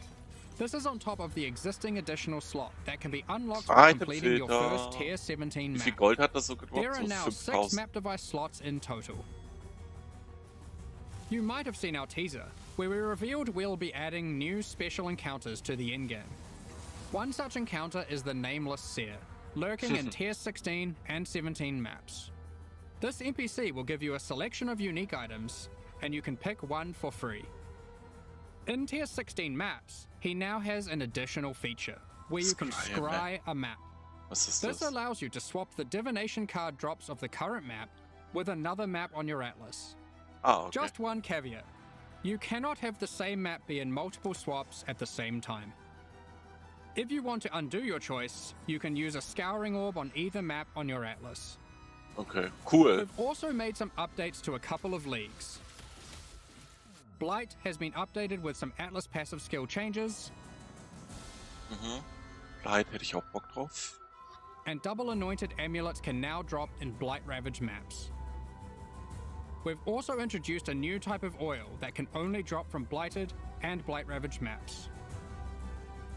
Ritual has also been updated. You can now find one new and many reworked base types, new unique items, Oh Gott, ich kann das, die ganze Information orphans you nicht can use to fassen. raise as specters, Ah, was ist das? and Ah, occasionally a fragment, granting access to the King in the Mists boss fight from King the in the Affliction Mist League. for He will the drop a number of unique items that were familiar that from which the league, was taken. but not that which was taken, Ah, as not it is that now which. that which was taken away. Ach so. That which was However, taken. he now drops a different modular jewel that you might recognize from the Necropolis League. The light of meaning. Okay, keine In Ahnung. Tier 16 and Tier 17 maps, you can now encounter the Wildwood, also from the Affliction League. In case you missed it, the Wildwood is a mysterious forest fraught with danger. In the darkness, you will find magical wisps yearning for freedom. Upon releasing them, they will empower the monsters in your map, promising more danger but more rewards. Alter, es ist einfach so You may viel. also What? find random sentinels on the ground near the start of your maps. Ja, from the Stalker Sentinel war League. klar, dass sie They work Stalker in a auch similar noch way to machen. before. They aren't items, but you can click on them and then they can be activated in that area at any time of your choosing. Upon Saugeil. activation, they Voll will Bock buff auf monsters Stalkers. around you, increasing their difficulty and rewards. Voll geil, voll Bock And auf here's one for those who like Stalkers. to live dangerously. You may occasionally find a reflective mist from the Kalandra League. It has two outcomes. It could drop a jewelry item with randomly enhanced or inverted modifier values, or it can give a reflecting mist item, which can be used on an existing piece of jewelry to perform the same action at a time of your choosing. Good luck. Boah, krass, okay. There's many other small changes to League content. We're removing the first 15 most boring waves of the simulacrum and rebalancing its rewards to improve the chances of finding unique jewels. Na, das Spiel wird so We're geil. also adding some of the beasts from Einhar's Memory of Harvest Beasts to the core pool.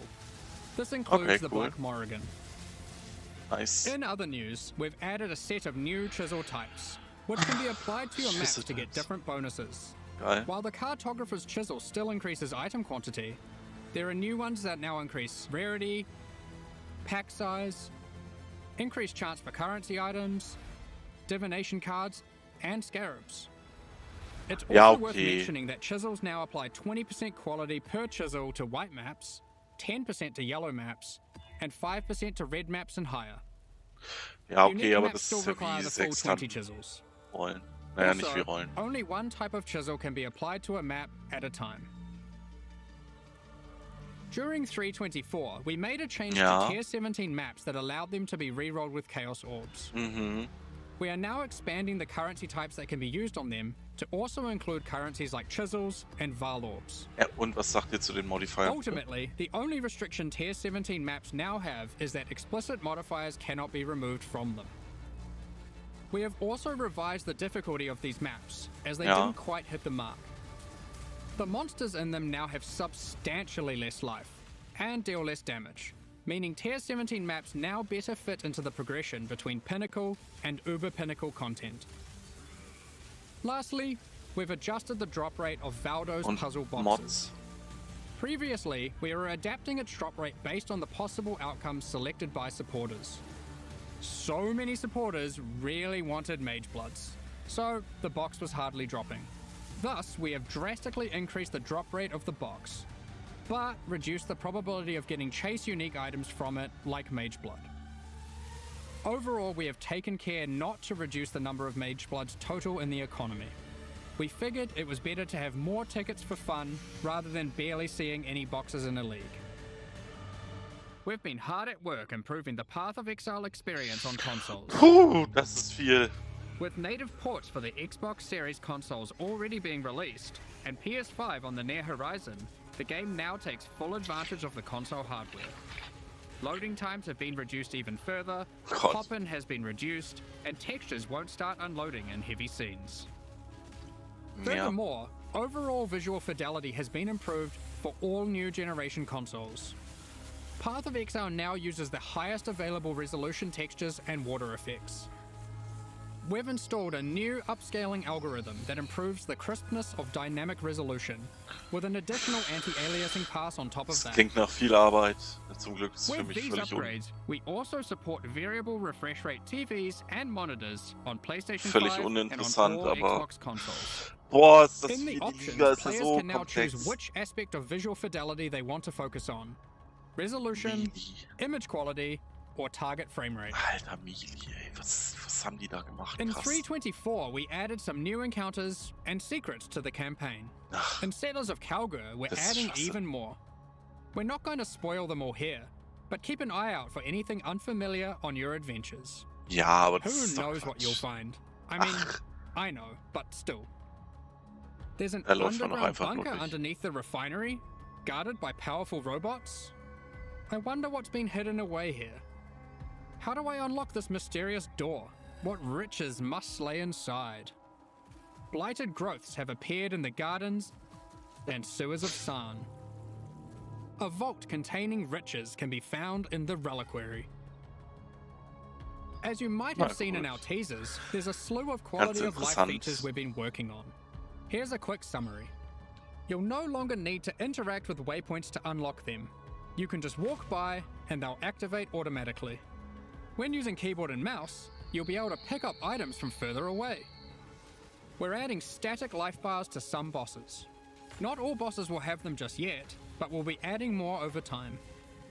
You can now see which divination cards drop in each map by hovering over them on your atlas. When you die, you can now resurrect without having to reactivate all your reservation effects, like auras and heralds. You can start harvest encounters with just a single action. The amount of quality provided by currency items like whetstones is now based on the item level, rather than item rarity. Those currencies now apply a 20% quality to very low level items, with that amount reducing as the item level increases. Next up, we're going to be talking about our new League supporter packs. Today, we're launching two new series of supporter packs, the Paladin and Penance packs. Each tier contains the pack's full face value in points, alongside several exclusive microtransactions. These packs are only available for the duration of the Settlers of Kalguur League, and will leave the store forever when it ends. As always, the microtransactions in these packs are purely cosmetic, and do not affect your character's power or progression in any way. The Paladin series of supporter packs contains 6 exclusive microtransactions. Adorn your weapon or shield with the Paladin weapon effect. Sieht geil Make a aus. show of leveling up with the Harpy flyover level up effect. Der sieht geil aus. Equipping the Divine Paladin armor set will periodically cause slain enemies to be consecrated and laid to rest. This set also comes with a matching back attachment. Both the helmet and back attachment have options to display the radiant glow, or not, you pick. The Divine Judgment finisher effect locks onto unique enemies before obliterating them with a laser from the heavens. Geil. May your critical hits resonate across Rayclast with the Cleric's Bell back attachment. Geil. Invite your friends to spend a day at the races in the Vasteri Racecourse hideout. Add rowers to the track to race them against each other. Or you can just spectate from the sidelines. Okay. The Penance Pack series also has 6 exclusive microtransactions. With the Penance back attachment equipped, a repentant soul is chained to your back and lashed with lightning. Ouch. Place none other than the Trial Master in your hideout and have him comment on your chaos A classic, but far fairer now than in ancient times. and Val crafting attempts. Your luck is over, fool. He even keeps a record of how many Chaos and Val orbs you've used in your hideout during the league, or across all leagues. Blood stains your armor the more life you lose when wearing the Acolyte's Penance armor set. The Zealot's Madness portal effect fragments as you near it. Geil. The Cauldron map device boils maps, fragments, and scarabs placed into it, keeping a tally of how many have been thrown into the pot in the current league or across all leagues. The Okay. exiled squire pets follow in your footsteps, hyping you up for battles, No sweat for you, boss. providing pessimistic commentary, The cycle repeats. Cool. or voicing their disdain for you to bring you down a peg. About time you kicked the bucket. These packs are now available for purchase on both PC and console, and will Schwierige remain Wahl. so during Path of Exile, Settlers of Kalguur. Meanwhile, the Solar and Eldritch packs leave the store forever at the launch of Settlers of Kalguur League, so now's your last chance to purchase them. Thank you so much for your ongoing support. Alter, diese Rewards von... Now, we Von have der one more League, thing to Mann. announce before getting into the Q&A. We are soon going to be running a small closed beta test for Path of Exile 2. We have been taking signups for the Path of Exile 2 beta tests over at pathofexile2.com. We will only be selecting a very limited number of people for this first test, but if you want to make sure that you are considered, Bin mal then head gespannt, over ob to sie the an website Smite and register was your email ändern. address now. We're just about to start the Q&A with Ziggy D. Afterwards, we'll post Path of Exile Settlers of Kalguur's full patch notes. With release at the end of next week, our community team will be posting crucial information you'll need for Settlers of Kalguur's release. Keep an eye on the news. On release weekend, we expect to launch the new mystery box and this season's Kerax Vault Pass. Thanks for joining us today and checking out our latest developments. We're looking forward to building our towns alongside you, trying new builds, slaying monsters, and exploring new in-game strategies next week. We'll begin the Q&A shortly, so please get your questions ready. Ja, die Modifier von T17 würden mich mal interessieren.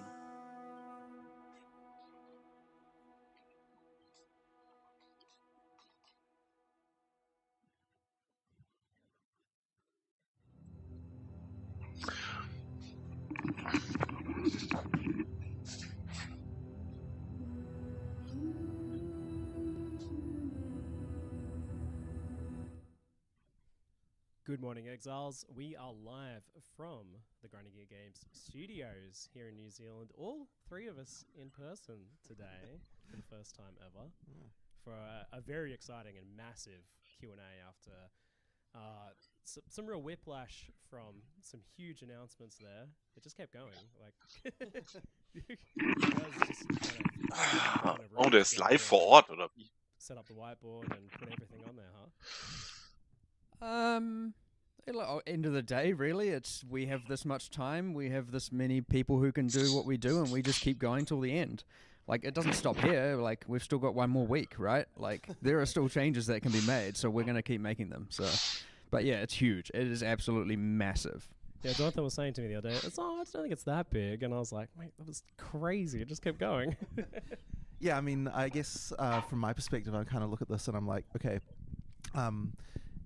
when I compare it to the amount of stuff that's being created for PoE 2, it seems small, but yeah, when you actually think about it, it's like, yeah, it's pretty nuts. Yeah, fair enough. Yeah, making a whole new game there, but we are only talking about Path of Exile 1 sure, today, for sure. and you gave it plenty of space to shine. And we've got returning leagues, we've got a whole new league with a lot going on, and some very experimental content as well. And with all of that, you did tease us once again with the concept and potential of a boat league, and yet you sailed away and left us stranded on the dock once more. What gives? It's very much not intentional. I suspect, and honestly, I honestly reckon if someone actually got a boat league, they wouldn't end up actually liking it. But we can only really prove that by testing it, and so maybe one day we'll get there. But until then, you're just going to there'll be boats, but you won't be on the boats.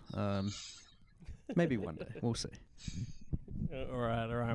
We'll have to keep dangling that just out of reach for us.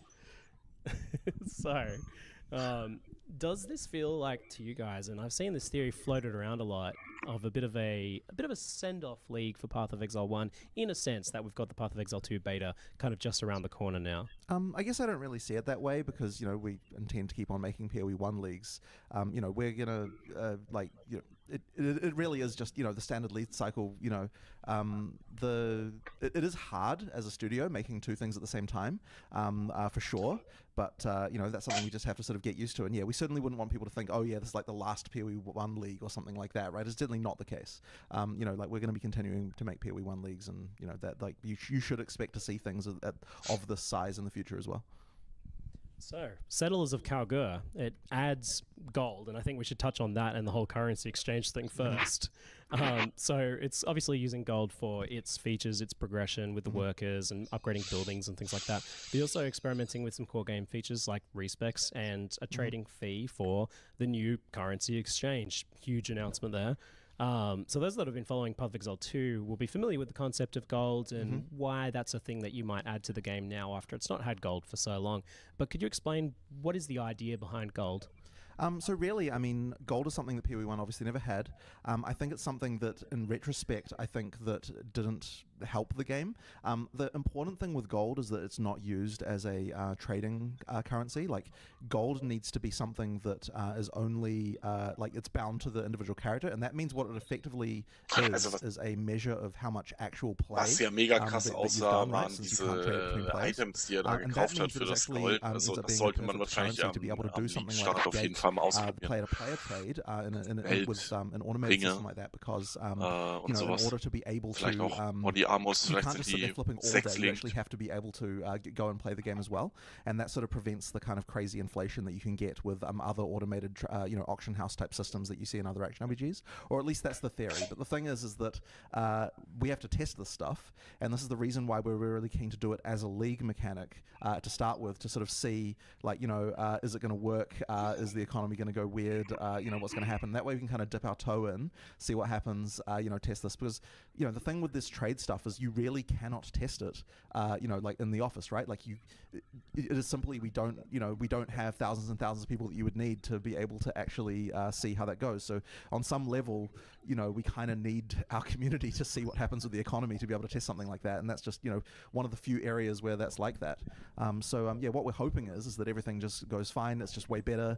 We can then immediately put it in the core game as soon as we've done with that, ideally without too many tweaks, and then that'll be good. But we really have to see by putting it in a league first. The thing I really like about this gold idea is that it allows you to effectively be converting this idea of friction in the user experience of like physically trading into actual gameplay. Right, the stuff we like doing. For sure. I mean, that really helps. And as I said, like this system, it'll be also really nice to be able to see how it works before we ship PoE 2 as well. It's really nice to to be able to do that. And we may be able to go further than this. The intention is to go further, and so this is effectively our first the first part. We'll see how it goes. I don't know if you know.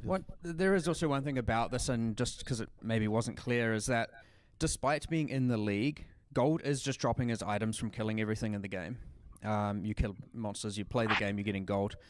You don't actually need to engage with the league to use the gambling, use the respecking, or use the currency exchange. So despite being in the league, and the gold is only dropping in the league due to us being more experimental with it and seeing how it goes, like if you don't like the league's mechanics, it's not like those are gated behind that as well. I just wanted to clarify that just in case anyone was like, thinking, Yeah. I So don't want to... you can just invite Faustus into your hideout and then just use him for that, and and that can be the only thing you do if you want. So all that currency exchange, the item gambling and stuff is all like fully accessible, even if you basically don't do any of the other stuff. Yeah. Alter, Which dieses eine means, Schiff of hatte course, if it is 60 successful, Minos it can port zurückgebracht. into the core game very, very Yeah. easily. You just turn gold drops on, put Faustus in, done. I mean, there's a little bit more than that, but that's generally the summary of it. It doesn't have to come with the whole kind of city building element and Right.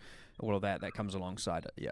Yeah, so do you see it being something that's likely to stick around then, and that's kind of the I mean, intention that here? is certainly our intention. It's Yeah. just that we want to be able to still have an out if things go horribly wrong, or if we feel like we need to change some stuff. So it is certainly our intention to keep it in if we can. It's a nice little safety net at being part of the league for you then. Safety rip. Probabilities are high, and I suspect also no one's going to let us remove it, right? So, like, let's be realistic here.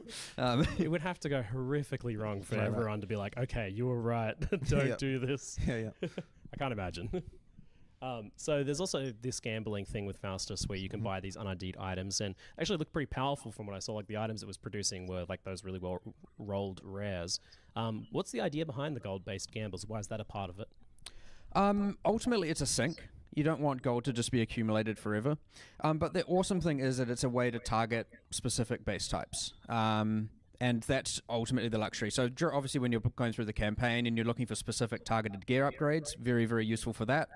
And it, as you get higher and higher level, I guess as you upgrade your tavern, I guess technically sort of, but also as you just get higher level, it upgrades the modifier tier rating, which was a term some people might not know, but it was used in Necropolis League, which effectively cuts off the bottom X tiers that can generate. So the items by endgame will be generating with a minimum tier higher than something, and thus they are pretty powerful items. It's worth mentioning that there's quite a lot of changes in this league around the idea of how can we make rares more viable than uniques. Like quite a lot of the balance things are actually around this idea, and that extends to things like adding more base types higher up and so on to make it so that there's that they can compete with uniques more. The higher tier life mods, all of this sort of stuff, and the gambling and the ability to get rares this way as well is once again another part of this. So we really want to try and make it so that and the reason why that's important is because if like Mark said in the video with the item quants problem as well, that was one of the other things that sort of meant that you had to be tied to specific uniques, for sure. And so we just wanted to remove more of the barriers that allow people to just be able to use rares, and then that opens up for more different build types. If less uniques become mandatory. That's as I said, it's just another one of those things that kind of affects that. So with that being an attractive expenditure of golds, how much do you want players to be able to trade currency freely between each other with this very fast and asynchronous currency exchange system? Obviously, gold is your ability to control how much of that's happening in terms of volume. How liquid do you want any currency orb drop to be? So for currency in particular, we're fine with a very high amount of liquidity. Later on, we've talked about how in POE 2 we're going to be doing asynchronous trade for items as well. For that, we need to have a bit less liquidity, and the reason why is because currency can sync itself. There is its own currency sync, so effectively that means that we don't have to worry too much about fast trade there. The relative value should establish, and everything should be okay, and it shouldn't matter too much about that being highly liquid. That said, there is still a gold price to do it because we don't want people literally just sitting there just doing only that forever. But that this is something that we don't want to. It certainly should feel like if you're just playing regularly, that you can get all the currency you want from the trade market and you don't feel restricted by the gold price. It's not intended to be something that a normal player would run into, assuming that they're just doing normal things with currency.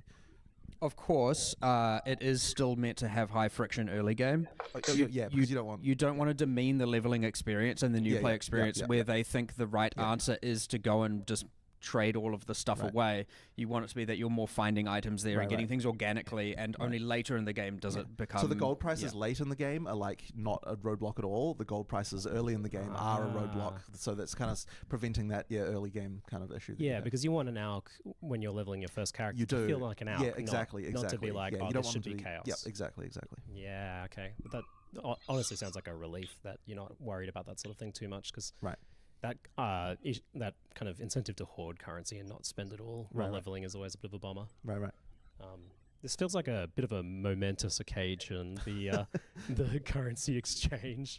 This because you've had this whole system of like the currency that syncs itself and stuff for so long, and now finally blending that with gold and this system. Huge. Yeah, for sure. I mean, it's also just a mental block as well, right? Because it's like, how can you add gold to POE? It's like, it's just one of those. It's one of those things. So this was one of the key components that was part of like designing the league.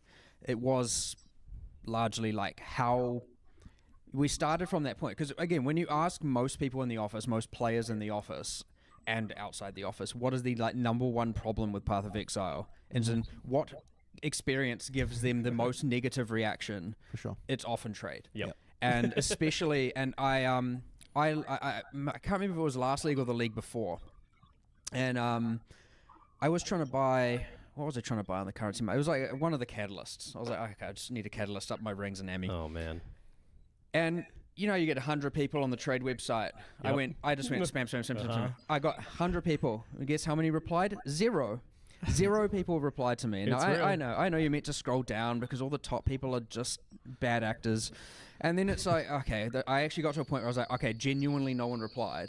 And then like so as I say on Discord, I was like, yo, I need some help buying these things. Can everyone just start messaging everyone trying to get these catalysts for me, please?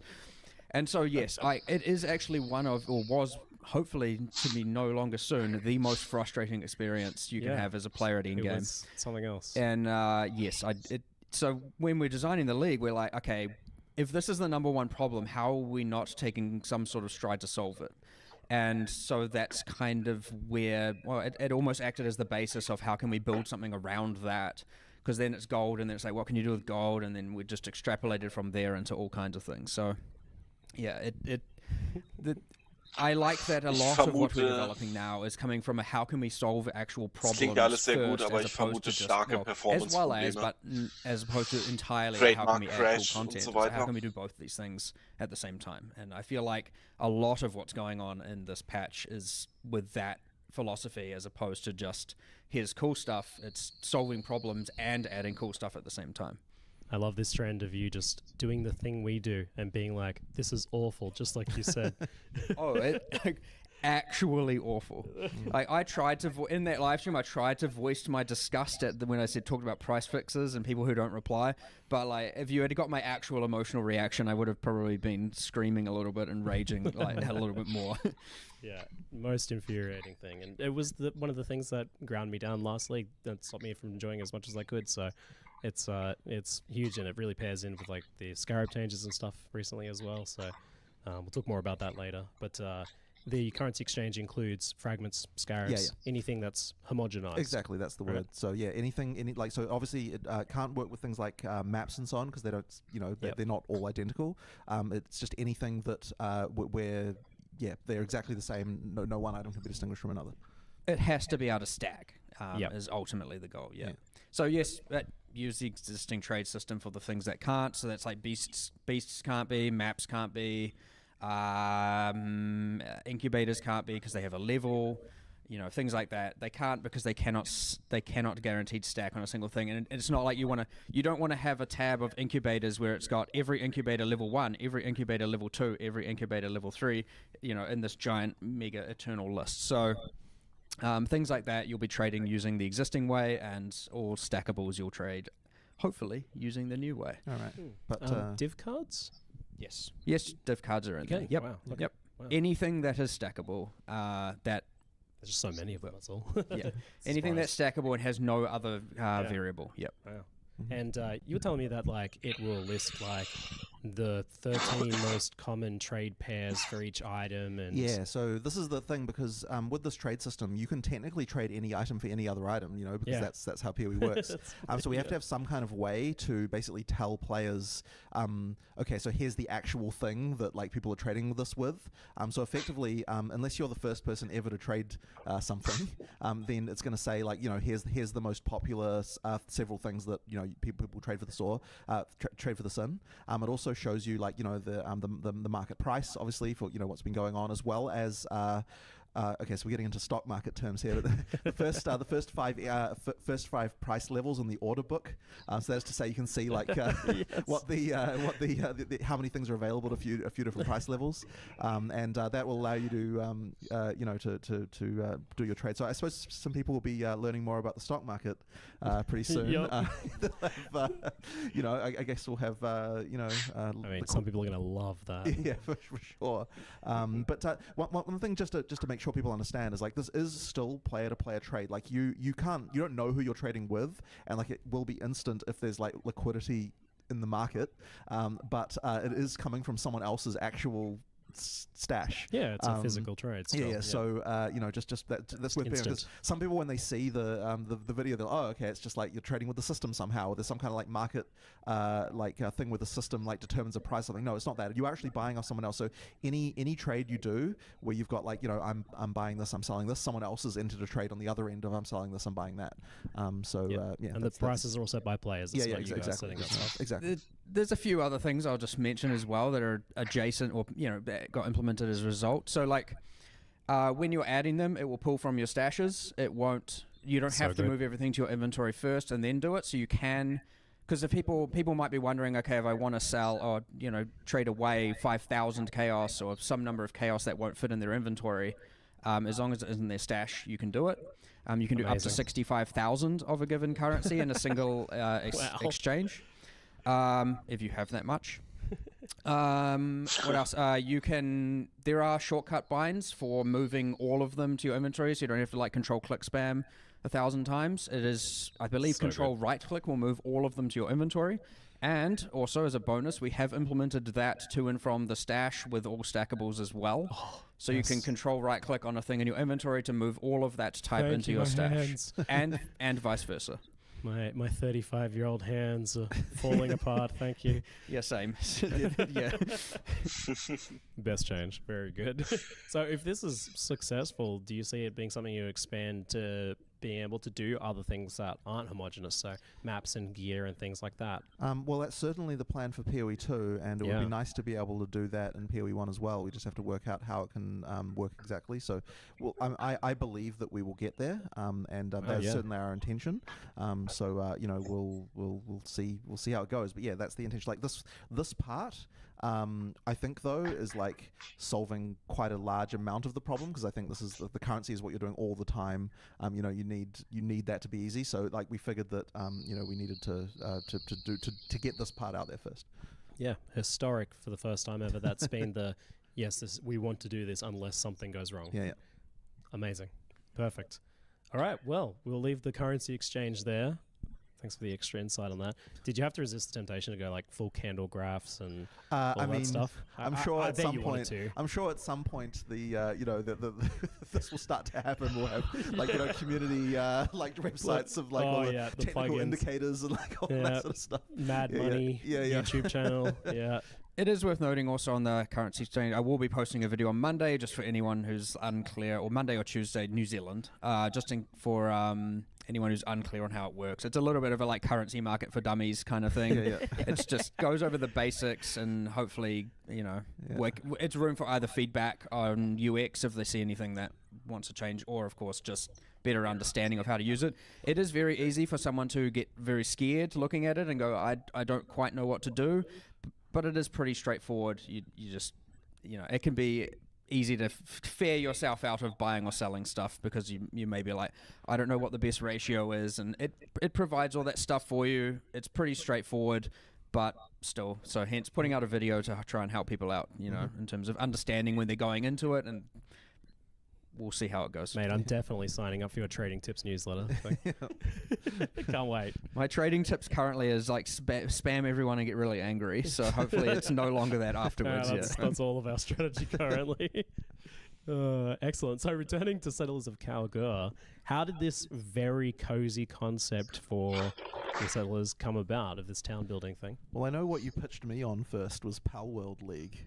That was the first pitch I got. I remember your initial response, I think, was, "What? Hold on, that could mean many things. Does that mean we have guns?" And I was like, "Well, Catch maybe." like Pokemon things. You know. Yeah, so it kind of like it moved around a little bit from the initial pitch. I know, like, 'cause I mean, the first pitch was definitely too complicated with all sorts of like, it had like way more stages of different products and all sorts of stuff going on. Like it was pretty crazy, and so it kind of got put into a more sort of like POE applicable like way. But yeah, that was the initial one at least. But I don't know if you've got a Yeah, it was coming from again the philosophy of wanting to solve problems. So I wrote down all the problems.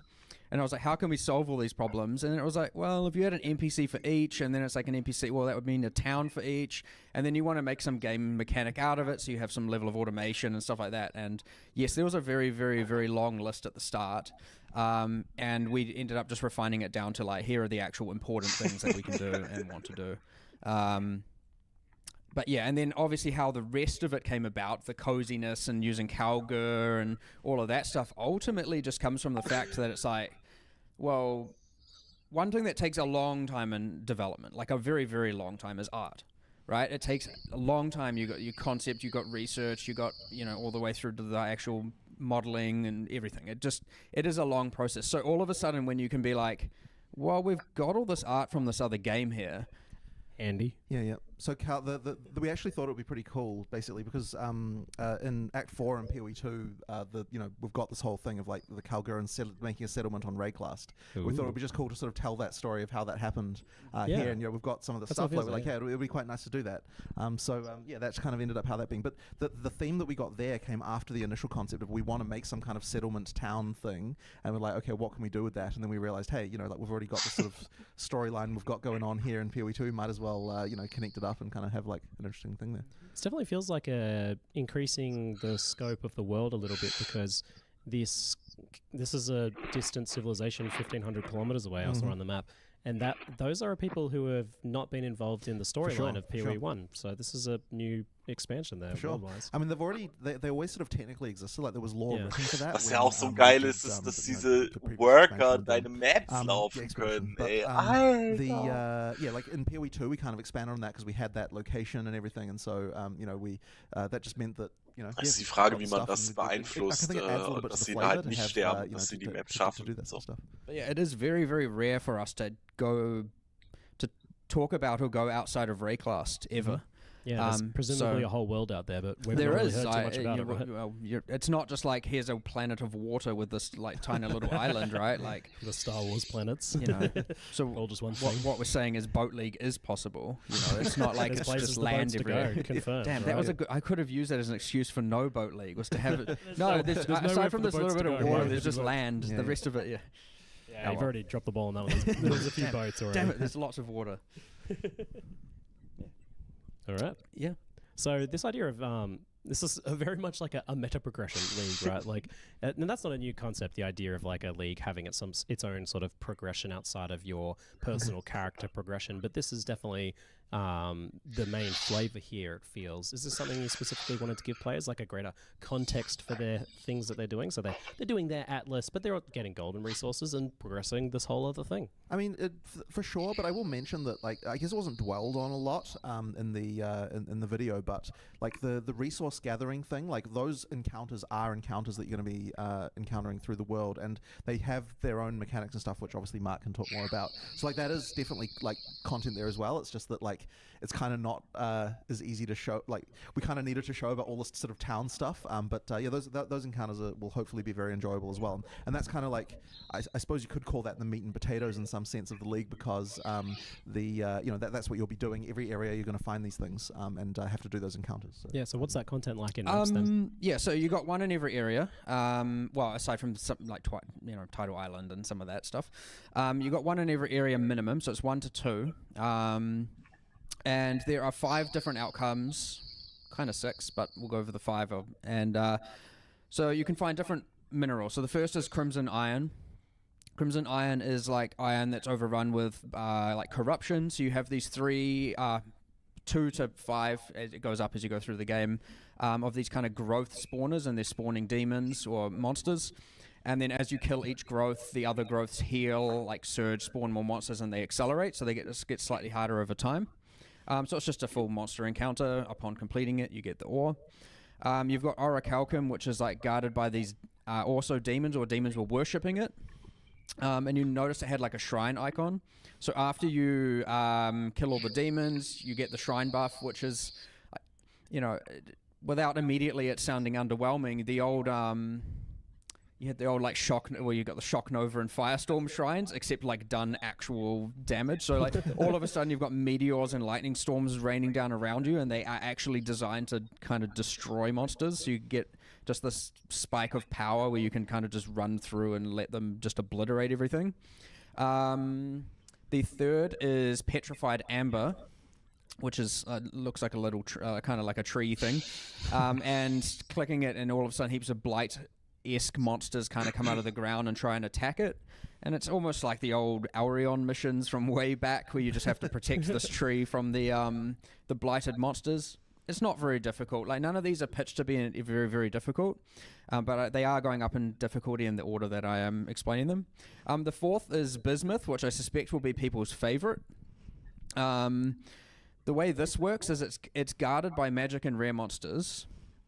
I think 3 packs. I think 1 is rare. Well, maybe early game not rare, but late game it's like 1 is rare, 2 are magic. And they have an extra elemental modifier on them. Like the rare and magic mods, they just got an extra one that's elemental aligned. And when you obviously kill them, there's some free 3 packs of monsters. No one's going to complain about that. You click the Bismuth, it releases the elements into the rest of the area, which will apply elemental modifiers to all magic and rare packs in the area.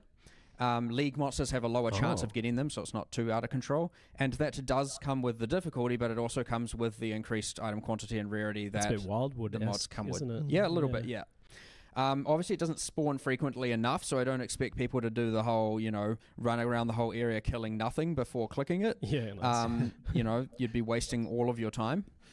However, of course, I can imagine it is the Magic Finder's dream, even though Magic Finding is nerfed, but whatever, that's a different thing. It is the current, whatever it is to be Magic Finder's dream. Magic Find's buff because it's better now because you don't have to wear crappy gear. Well, sure.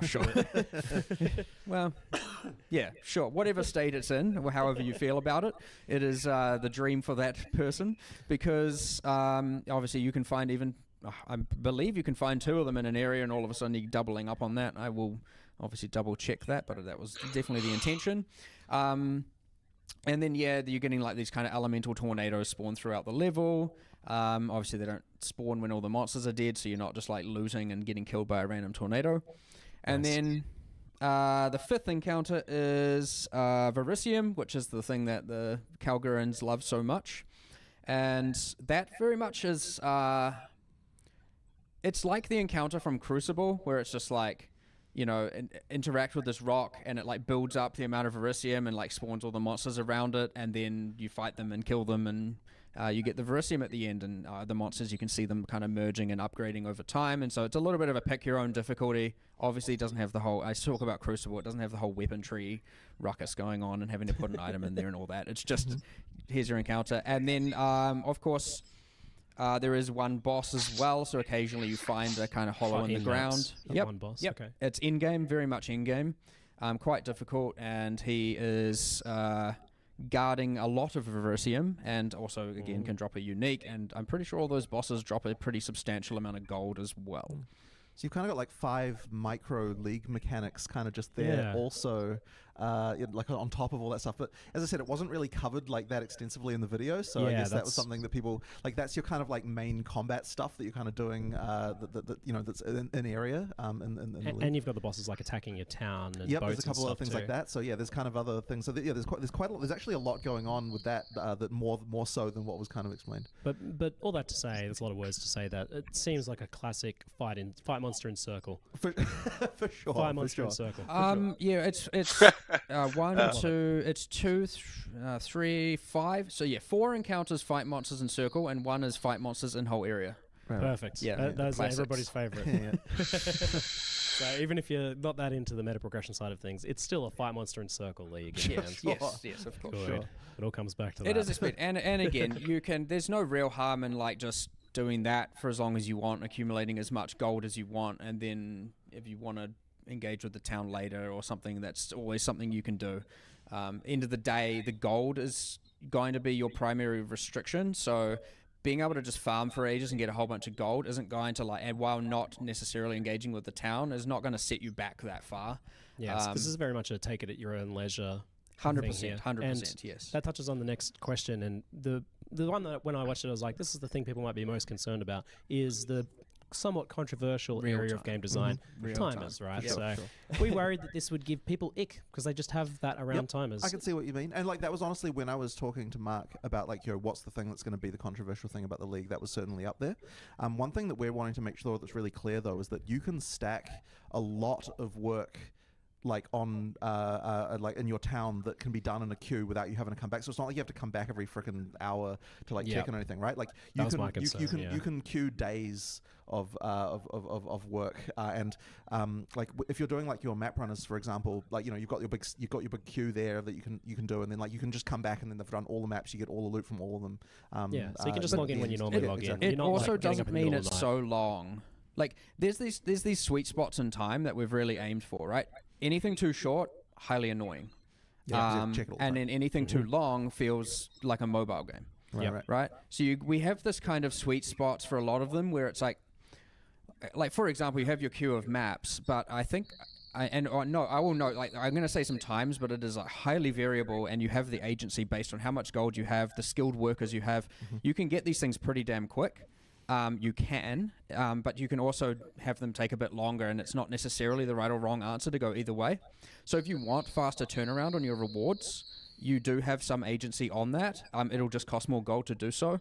And if you want to have like a slower turnaround, and focus your gold somewhere else, that is entirely up to you if you want to do that. So it's got a lot of agency. However, we have been experimenting with numbers a lot. It has been discussed constantly. And for example, with the shipping, you had the port of Kalguur. That's the one that has the longest distance, or the 1,500 kilometers. That does take the longest. And I currently believe it's towards even 10 hours. But there are ones that are going to take less than 1 hour. And now there are advantages, like a longer shipment will yield better rewards and have higher risk and different rewards. Each port has different unique rewards, and a closer one, but it's not like such a differential that you're always going to do. Well, it's hard for me to predict exactly what players will think that is the best answer, but it shouldn't be the case that you're always doing the thing that takes you feel like you have to do the thing that takes like 10 hours. So there's lots of quick things, lots of long things, and it's kind of up to you how you want to engage with that. And I think that's honestly what mostly differentiates a lot of this, aside with the fact it's also gated by gold, which requires you to actually play the game. It's not like it's just some AFK town, at the end of the day, you have to be playing in order to actually achieve this, killing monsters, looting loot. So there's heaps of stuff there, but we have aimed for that exact sweet spot such that if you are playing, it's not highly annoying, and also not like I never get my rewards. It's going to be pretty bad if you're like, I'm level let's say you're in Act 1 and you unlock your shipping and you send your shipping and you're like, okay, I'm not going to get that back till I'm level 80. The ritual problem. That's just terrible, right? So yes, there are very quick turnarounds as well. For things like that, and then there are longer turnarounds when you're willing to spend that time to do so. And noting there are 3 ships, you could send one to a far port and then one to a close port, so you can get some ships turning around with high frequency and another turning around with a longer frequency.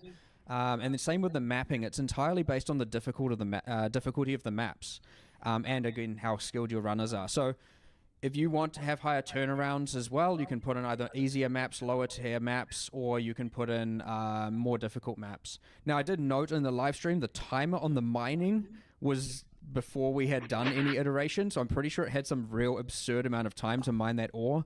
That was just a straight mistake. It does not take that long. It is much quicker. It's also worth mentioning with the stuff is that, yeah, like as I was saying with the queues, like, okay, you can just put as many, like when you find resources and there's that sort of mining queue, it's not like you have to like manually reassign your things every time. Like they just move on to the next task. Yeah. So effectively what that means is that, yeah, you're not having to come back every, like, you know, and refresh them. You just play, and then the only stuff you have to come back, anything where you'd have to come back and reset them, like for example with the mapping, the queue is long enough that you can just like jam a bunch of stuff in there, and then like what I don't want is you to feel like you have to like wake up in the middle of the night and like freaking, you know, put more stuff in there and then come back. That's what I want to avoid. Like it should be that you're still coming back at the normal time that you would play, like that is our design intent. And so if that's not, you know, like we need to make sure that we're balancing it correctly so that that's the case, you know, that you don't feel pressured to like log in at some time you wouldn't normally do it. Yeah, this sort of thing can be fun because it's like you get to come back to rewards and progress, and everybody loves progress and progression, right? For sure. We're addicts for that stuff. That's why we play this genre. But I was definitely concerned about that idea that would have to, you know, I feel like if I didn't get on in half an hour after I was planning on logging off, I wouldn't be able to reallocate my workers. Right. But you don't have. It just does all. Yeah, it just does. Well, yeah, we're not making a mobile game here. I know that's the and you can't pay to skip association. any of these timers. Of course not. And I'm not going to also at one point. I know. Look, these things are always going to be divisive. They're not necessarily going to be globally loved. And part of it is just you're going to have to try it to understand. The concept of a timer is scary to start with, but I'm also on the other hand not going to, you know, sit here about complaining about the cold currency thing and then also implement something that, you know, on the other hand, I'm going to have equal levels of frustration with myself as a player. Surprisingly, but you know, you want to play this after all, don't you? 100. Of course, I want to play it. I'm never going to make a game I don't want to play. So yeah, my hope is, but of course that assumes we get it right. The good thing is we're very, very fast to react to this stuff. So if the timers are tilted one way or another, we have so many levers we can adjust to rebalance. It is, of course, we get our internal feedback, we get our alpha feedback on the times, but that's still a very small subset compared to everyone. So I could expect, you know, if things aren't right, if they're off, if something is taking too long or too short, or there's not enough agency, we're very, very quick to be flexible to that stuff and react to it if we have to. But yeah, it's interesting and it's new for damn sure. But I'd say I'm more on the definitely on the side of excited over worried. Good. But there's always a little bit of worry there. It comes with the job, and I like that you guys are still trying new things. You know, whether they work out or not. 100%. A large part of what we always try and do is push the boundary, right? Like just doing the safe thing over and over and over again can make things feel quite stale. So we definitely want to take risks and see where they go and see how they evolve, and because ultimately I believe that makes the best game possible for sure. Keep trying it. One more quick nuance about that is the progress on timers and things, that's all even online versus offline? Yeah. Okay, so whether you're like, you don't have to like stay logged in, online to speed things up. Good stuff. The only things that can happen that disrupt it, which is obviously like if your map, if your ship gets commandeered, it can get commandeered offline or online, right? So it can stop it. It isn't something that happens like ultra frequently, and you can avoid it. You can get it to the point where a commandeering will not occur, and the same with your Atlas runners being kidnapped. That can occur online or offline, but again, it is avoidable. It doesn't have to happen. Like if you can get good enough people and run slightly easier content, and all of a sudden there's no risk of your Atlas runners failing or anything like that. Yeah. Speaking of risk, so how does this scale with like map tiers and map effect and stuff like that? So as you move up through maps, do you get more resources, more gold? Does it scale with like map quantity? So your mods? Yep. Gold scales with everything that drops would scale with. In party, I get my gold, you get your gold. We cannot share gold. Obviously, there's no point in having it if you can't trade it. Then all of a sudden, items do not sell for gold, so it's not like you can trade items to bypass that. But everything, item map quantity scales gold. Yep, all the same. It's auto pickup, obviously. With obviously the new enhanced item pickup radius, and the amount of ore also should scale with quantity. Yes, obviously, much like sulfite, I guess, from Delve. That's probably one of the closest comparisons in terms of like giving you a resource. Yeah, that makes sense. Yeah. So it seemed like mostly gold was used to upgrade the buildings and things like that in your town, and that sort of progress is mostly through that. So the resources are all for this shipping to get this risk reward system to get currency and gear and stuff like that. And the multiple pages of currency thing, that looked a bit crazy. Is that for real? Like, how much work is getting 3 pages of chaos orbs and divines and stuff? Well, that's that agency I'm talking about as well, where a long trip should yield a lot of loot. Now, we have made some changes since then where what we're doing is instead of... because we were scaling rewards on quite a quantitative axis, and we've moved a lot of that into more qualitative, so that like instead of getting so much more currency linearly, you're getting better currency instead of more, just so it's less of that. Alts roll up into chaos and whatnot. Yeah, if you save up, like you can just be like, I'm just going to play, get all the gold and acquire as many resources as I can and send a shipment that's like maxed out in value, and then put the best possible ship workers on there because you don't want to lose that shipment, I'll tell you that, and send it to the farthest thing. Like, you'll get back a ton of loot, but of course you have to. You're now getting 1 week of loot all in one go. You know what I mean? Like, yeah, okay. You will get an absolute ton, which some people will find ultra satisfying. Yeah. But yes, we are trying to not. Obviously, it shouldn't be that you're just getting 50 pages of items, but you'll get some amount, and ideally the quality of the items get better as you send more, as opposed to just the quantity. Yeah. I saw a question in chat as well. The wages, like, how does that work with when's that getting paid? Like, do you get overdrafted account fees? Like, what are we dealing with here? So you have to take so you've got your personal gold, and then there's a treasury, and you want to put the gold into the treasury, and the wages only take from the treasury. And the reason for that is so that you're not like just randomly losing your gold, that you're like, okay, I'm going to get to 60,000 so I can buy these items. And all of a sudden it's just like draining it, and you like can't figure out. So your wages are paid from the treasury. You can do this via Johan or via the village map. There's just you hit add, drag, set an amount, hit add, it goes there. And yeah, they are just continuously drained from that. So it's not like it doesn't really come in chunks. It's like continuously going. And do they unionize if you don't put enough money in there, or? Not in Rayclast, no. No worker protection in Rayclast. All of a sudden you might find you're collaborating with those pirates and with those bandits, and like, arranging... you're arranging them to come in and kidnap people more often, and you had that abandon option we saw because those workers were nice. No, they don't. It's all very much a we're all achieving the same goal, I guess, on the same team, but they just want their money. That's fine. Yes, the children yearn for the mines. So I cracked up when I saw the map running teams auto simulating map thing. Yeah. So do they actually simulate running the map? Do they like actually run the map for you and get the things out of it you would get out of it? We've tried very hard to make it feel like the case.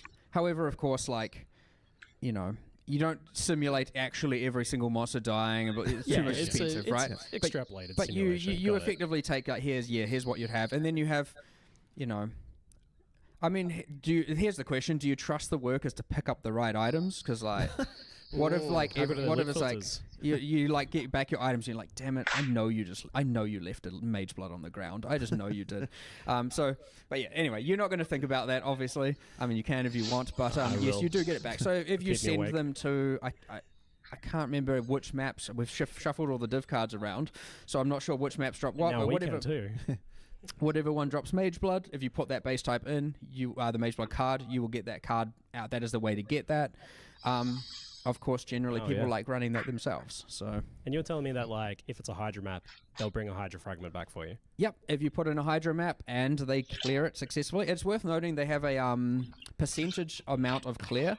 And you can get that as high as you possibly can, but sometimes they get through 50% of it and die because you put the map in as too hard. Yeah, You'll get 50% are they of the burning items. 6 portals halfway through a Hydra map? Yeah. Some of if you're not sending elite people, they're kind of bad. There's different quality of map runners, just as there is in Path of Exile players. I mean, if you're sending your miners into the mapping, they don't know what to do. They're just like, I've tried mining the monsters and I failed on the first pack. Yeah. But yeah, they'll bring that back. you chuck in a map with 5 delirium orbs, they'll probably all die. But if they don't, they'll bring you back some splinters and some delirium rewards. So what's like the most sketch, like juiced up map that they can run here if you get the best of the best? I mean, the same as the player, right? A fully eight prop corrupted T17 with, you know, whatever else is bloody on it. I mean, or 16. Right. I mean, they might get. Sometimes you actually. It's not mistake proof. You can put it in, and it can be like they have a 1% chance of 1% of the map will be cleared. Good luck, guys. And you put it in, and you see the timer count down like 2 seconds, and then they fail, and you're like, oh, they just died. Portal's gone in 2 seconds. They just died to the first monster. Yeah, that's almost as bad as me. So yeah, you don't want to do that. But I mean, you technically can. You can just send them to die. Now they don't. In that case, they don't actually permanently die. That can happen. And you actually can lose the worker. Oh, wow. There is a sync on that, so you are constantly trying to find more, but it doesn't happen that often. Excellent. And again, it is mostly avoidable by playing a little bit more safe instead of just sending them to their demise all the time. This whole thing blows my mind. I love the idea that we can just have like a bunch of plebs now to farm our fragments for it, so we can focus on bossing, like kings, while they do the peasant work in the fields.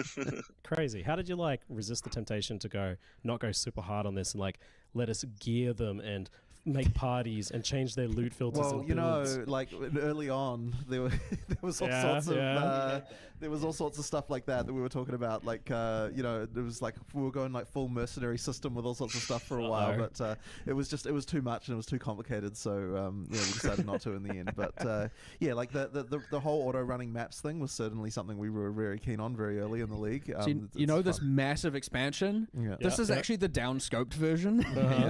I'm getting that sense. We certainly had mercenaries as in the first concept, and it was like you can send your mercenaries either on the ships or to the maps, and you can gear them up, and you can give them skills, and they have specializations. It's like it was just too much. Like it was too much management, too much like, you know, not good. So different, so much going on. Different league's problem now. But yeah, that does kind of sound like another league that I want, though. I'm not gonna lie. I like this auto exile thing. Right. Exile team manager, kind of like a sports manager game. Yeah. Awesome. Maybe for the future. Maybe. All right. So yeah, that features list, like that video just kept going. Like you guys also showed rune smithing, which is like a new take on bench crafting, but as enchantments. These rune words, are they all known recipes, or is there some like discovery process there? So you start with a few available. So there are different runes, different names. So there's like a sun rune, life rune, power rune. There's all these different names. And you start, I believe, with all the ones that require only sun runes. And then once you get a life rune, you can take it to Danig, and he's like, oh, now I can learn all of the things that require life rune. Oh, and then he's so doing on. the hard work. So I mean, nice. the Kalguurans are the ones who know how to do it. You're just bringing them the resources for it. So you eventually work your way up to the very most powerful ones, and you get things like what you saw there. There was the Fire Mjolnir, which you can put on one-hand or two-hand axe. What we've done is with a lot of the basic outcomes, you can apply that to any weapon, but with a lot of the very specialized ones, you can only apply it to one type of class. So the idea there isn't that like every build is just now doing the Doomfletch Prism on any weapon, the one that we saw on the live stream. It's like, no, that specifically goes on two-handed maces. And then I think the Fire Mjolnir one that was there goes on, I think it's one-handed axes. And each thing goes on specifically one weapon, and what it allows you to do is we've taken like an interesting bow unique mechanic, and now you can put it on like some dagger or something like that. New builds, cool. Yeah, and they get pretty powerful as far as like, I think there's one that is like 100. You can 100% reduce duration of like soul gain prevention for socketed gems on daggers, and like there's reckon every 20 seconds or something you get haunted by a different torment spirit, and I think there's like a rotating shrine buff one, so it's like every X seconds you're getting a new shrine buff on you, and not a lesser shrine, by the way, and sometimes including divine shrine as well. So you just be like, I'm just going to sit here until I'm immortal, and then I'll do the boss. 17 mapping strategy. But those all require the highest tier rune, which we expect to be very, very expensive. So are these something that you can trade, the runes, between players? Yeah, 100%. 100%. Yeah. Yes, they all come. Well, primarily all come from shipping. Yep. Which you can do pretty early in the game. But I suspect late game, and then they are considered a like additional bonus from shipping, where it's like if you trade to the Kalguurans, they'll send you that back, and the more you send them, the more runes they'll send you because they're like, thanks for doing business with us. Yeah. Do you know what they're sending you back when you send them a shipment, or is it kind of just like? No, we've intentionally been quite vague with that, just Yeah. so people can figure it out. Now it isn't. It is. There's some determinism and then some that's just influenced. So, like, I can say, for example, generally crops are giving you back currency, and there's some general influence. But we want people to figure that out and experiment and make up their mind as to what they think is the best combinations to send certain to different locations, ports. certain resources are going to give certain rewards back that players can learn. And there are bonuses on the port. So, like, you I think in the numbers there it's set 100. So, at any given time, it's like they'll pay double for wheat. Or I'll pay, and then once you fill that order, Cool. So after you've sent 10,000 wheat, they might be like, all right, now we're going to pay triple for the next 500 vericium you send us, and stuff like that. So you are changing your shipments to different ports based on those bonuses. And then, like, for example, the item for disenchanting, just a random slight pivot here, but the item you get from disenchanting, the thaumaturgic dust, that is a multiplier on your shipment value. So whatever you send, you then send dust. So if you send some amount of dust, it'll just double your shipment value. And so that one, so you know, it's almost like a meta reward mechanic in that regard. And that's from grinding up your gear in the gear grinder thing. That's from also another feature that was in there.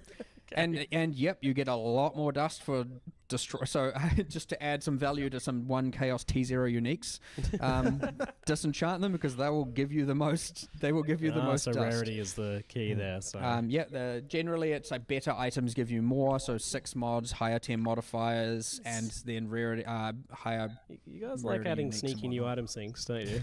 I like that, yeah. Why Trying to not? get those 1C items to 2C. For sure. I mean, it just it turns garbage items into good items is the Yeah. idea, or into into more dust. tickets at good item. Well, yeah, but the point being, the dust is the ticket to better items. You know, yeah. Gotcha.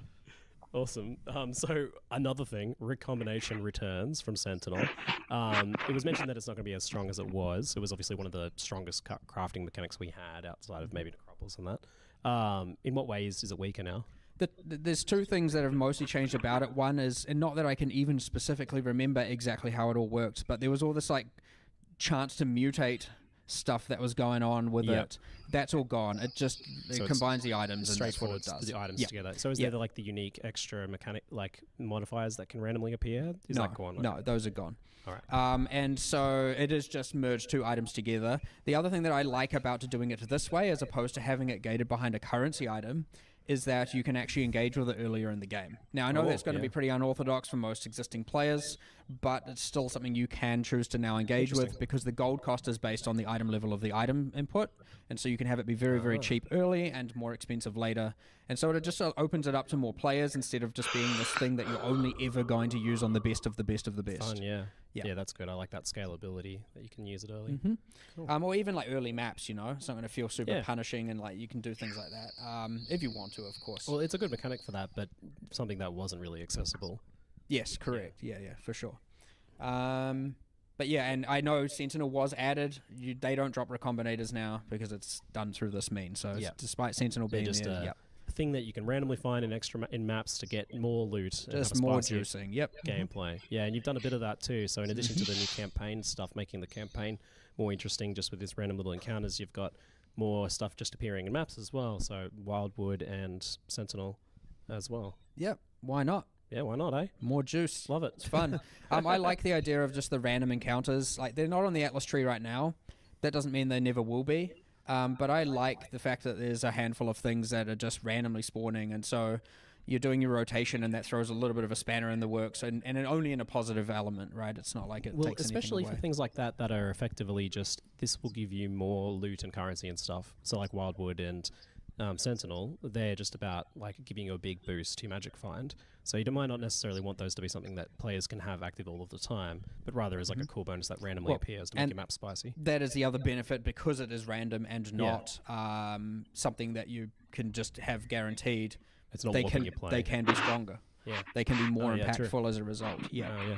Otherwise, they have to match the exact power of every other league on thing you can invest into onto the Atlas tree. Cool. So there was the mention of those like 3 bosses that can disrupt your shipping and all that sort of stuff. When they take something hostage, is just talking about like this gameplay. What is that gameplay like? Are you going into like random fights, or is it always a boss fight that you're going into when you're? It's always a boss fight. Yeah. Your Atlas runners will always be taken by the Bandit Lord. Your shipment will always be commandeered by the Admiral, whatever his name is, I forgot. Internal name by Pirate Boss. They get named and I don't remember them all the time. And then the one you find in the world is always the same one as well. And then the you pretty much just go, it'll notify you, and then you go back to the town, to King's March, and the NPC will just be like, here's a portal, go there, kill this person, or don't. If you don't want to. Like if you feel like you're going to fail, you shouldn't go and do it, right? And you can bring your party members, but you can only enter it once. Like once you die, you cannot re-enter. So one shot only. Okay, let's take a little bit of a turn now, looking backwards at Necropolis and reflecting on some of the changes that happened in it. First, the overall endgame overhaul, such as the removal of sextants and the massive Scarab rework. How do you just feel about that overall, both of you first? How that went to the endgame overhaul? I do think overall good, but it's very easy for that to get, looked at from a perspective of a few things that are bad and then looking at it badly. Like there are certainly some things that were imperfect, and we are making some measures to change that. But I do think overall the shake-up was pretty healthy. And when I talk about the bad things, I'm talking like the T17 maps being too hard, right? Yeah. And that kind of it's overshadows a lot of what's good about it because there's these few things that aren't right. And then I'm also talking like, okay, we removed Wandering Path, great, and then we added Back to Basics, which is also gone now, by the way, just to clarify, which wasn't mentioned there. Like Back to Basics was even more unhealthy than Wandering Path, or equally unhealthy, depending. But both of them not good, not achieving the philosophy we want. So we didn't. Because of that, and because Back to Basics became the meta, it ended up like not even evolving that much. And so I'm hoping with this now set of changes, but all of that ultimately comes about with, because what's going to happen is when you are releasing content on this scale, and I am certainly a risk taker, I like to push the boundaries and all that, you are going to have these things happen. It is borderline impossible for us to test everything, and that's where you see a lot of the reactionary patches that we did early in the league to try and fix and improve everything. That definitely was something that was really hard, just for the team as well. And like it's also very hard just decision making about, is this something that should be fixed or is it not?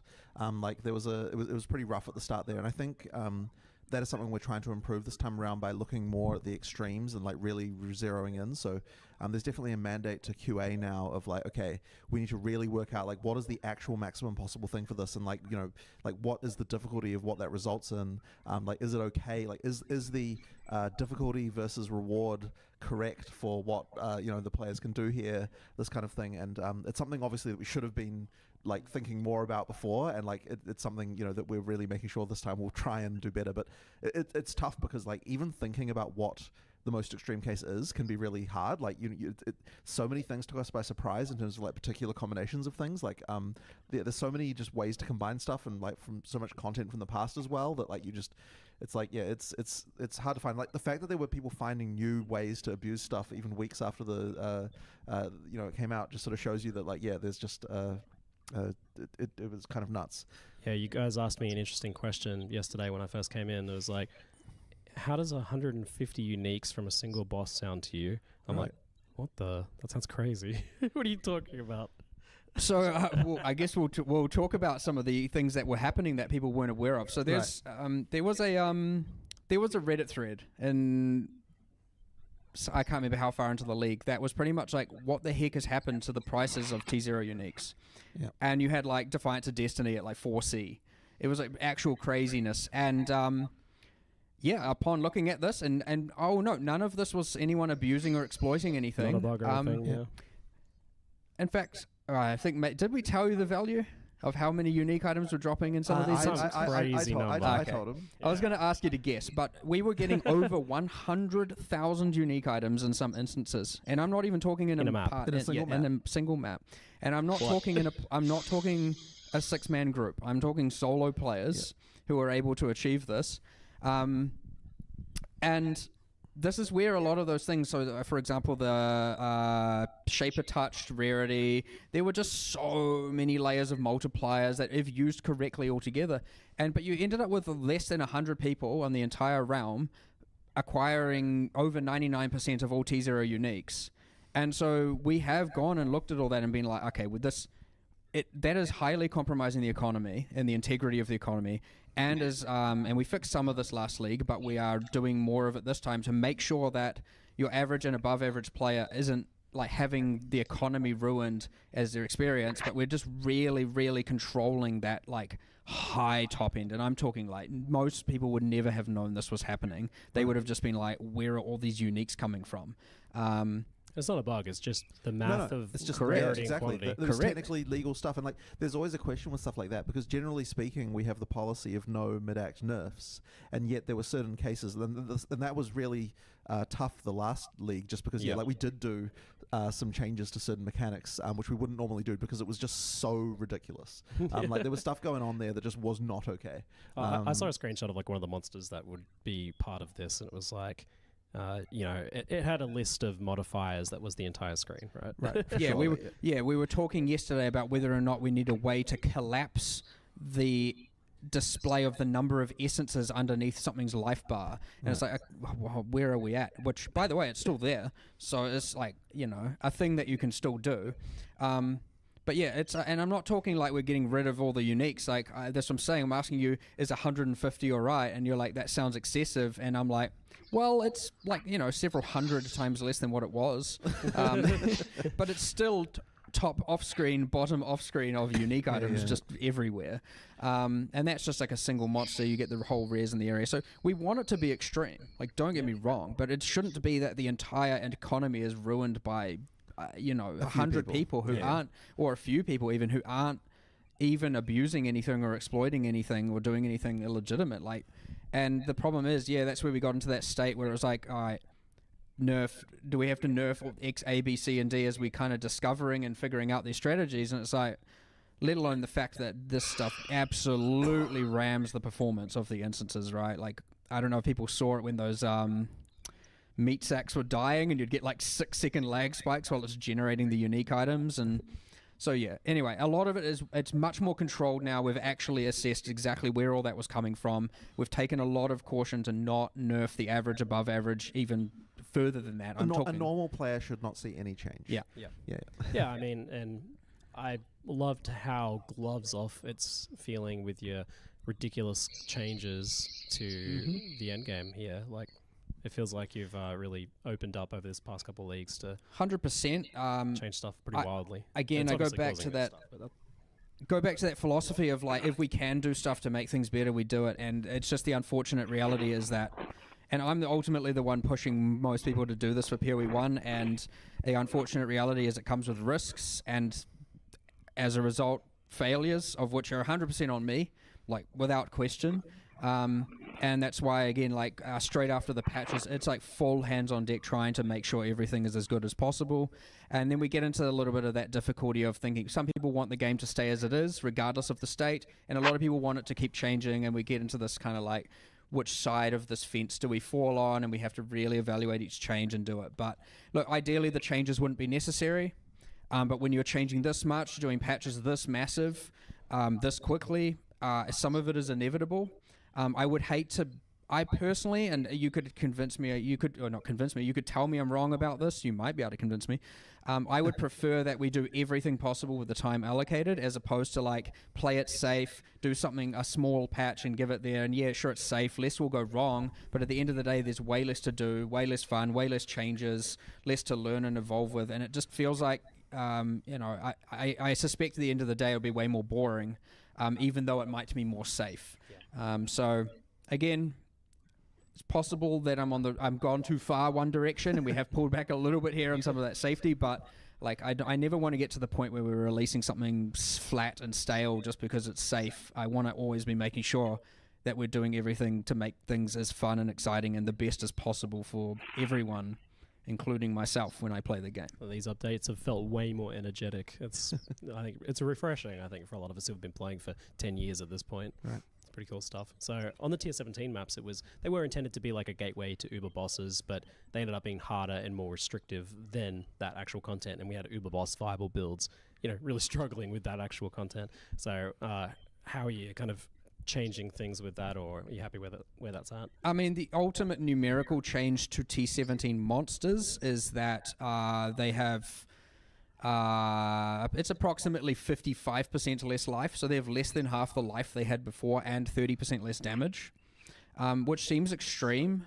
And I will just note that was actually not intended. Yeah, an interesting story about that. Yeah, it's kind of unfortunate that two different designers did the life change to T17 without realizing the other person had already done it. That's so funny. So that was kind of like an unintended side effect. But it's like when you come down to, so why the hell are these monsters so damn tough? And then we're like, oh crap, there's someone. There were two people who made this change independent of each other. We have counted that on the bosses to some degree, so they are not just like an absolute joke now.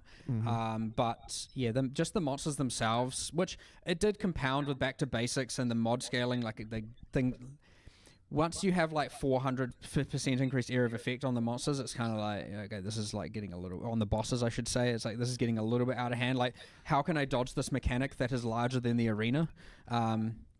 You could argue they're signing themselves up for it, but then it's like you want that for the rest of the map, which then means the bosses are pretty much like impossible.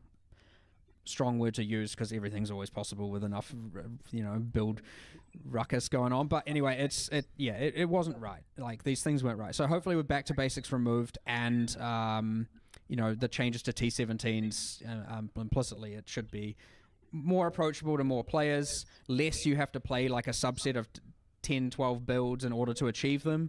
Like, it should be way more open. Obviously with all the melee builds as well, that should be a hell of a lot more viable this time. So I would expect a lot more players to be enjoying those as opposed to because again, we're solving the item quantity thing where it's like we want to open up more builds and make you feel less like you have to play certain things. So then T17's being that hard resulted in the exact same thing. These are not intentional things. When you get to Uber Pinnacle, it's all right for the number of builds to reduce drastically because it's like you want to be a boss killer at that point, or that's fine. But when we're just talking about the top tier of maps, it's not okay to have it be so constrained there. So just mistakes were made, honestly, and they hopefully are now fixed. Yeah. So the main design of the modifiers on these maps is these build bricking modifiers, ones that are just basically not doable for certain builds or thereabouts. Why is this the method that you went with for these modifiers? I personally just think it is important that you actually are investing in rolling your map and finding the maps that you can do, or choosing how you can overcome the modifiers. And I know that's probably not a popular opinion. I very much understand that a lot of people are just like, I can go, and that's all I want to do. But I think especially with the upper tier like that and the extra layer of rewards that they're giving, I think you should have to invest more currency into it and more thought into it, or be like, oh, this is a real good map. It's got like some specific reward modifiers you want, but there's this one bad thing I'm going to have to deal with, and then you actually do commit to dealing with it. It again, hopefully adds more ebbs and flows to the process, as opposed to it, again, just being like out, go and run, and that can be quite, where some people like that, and that's okay. You can still obviously do that with 16s. I do like these things having an impact on your build, just not to either one, it should be avoidable, or not to the extent it was before. And again, investing into them, rolling them, like, it's certainly not something I'd want to stray away from. I actually consider it a success when you have to re-roll your maps. Again, probably a controversial take, but I think it is a much better thing getting an actual, like, it feels more like an actual game mechanic as opposed to like, well, at the point it's just alk and go, and alks are worth so little, why you just drop them rare, and like, why are you even engaging with the currency on maps system? Why have mods if the mods don't matter? Do you take like some consideration to how many chaos, for example, you expect someone to put into a map to produce mods that are on average viable for their build that they're doing? We do, yes. So, I mean, not in the context of a build here, but like, for example, we were like, okay, if we want to make T17s able to be easier, like, should we reduce it back to 4 to 6 modifiers? Yep. But then you just, the argument, the reason why we never did that just this league is because, well, now it's even more chaos you have to invest to get 6 modifiers, because the right answer is probably to run 6 modifiers because it gives the best rewards. And so it's like, well, that's just going to massively increase the amount of chaos orbing someone has to do on those maps. So let's not do it that way. Let's find a different way to do it. So we're definitely considering how many you're having to. From a like hyper build specific, it's like, if I'm playing this exact specific build, how many chaos on average do I need to avoid it? No, not like hyper specific, but in terms of like broad mechanics, we do generally try and consider that. Yeah, I imagine you'd be taking like a range of builds and saying, oh, on average, it's going to take about 10, 20 rerolls to produce a map you want to run on this character. But My hope is that some people at least look at it and go, okay, if I just change this one thing, then I can still run it. So it's not always just like, I know this is probably the preferred strategy. In fact, I'll do it myself probably most of the time. You just avoid anything that's going to cause any friction to your character. But like, there are probably a good chunk of players who are just like, I will deal with this bit of friction by either slowing down a little bit or changing something or subbing something out, or it's good for those players to be able to do that, because then technically they're having to invest less currency. Whether or not it's worth the payoff, it's up to them really to decide that. But you want the mods to matter, and I get that. And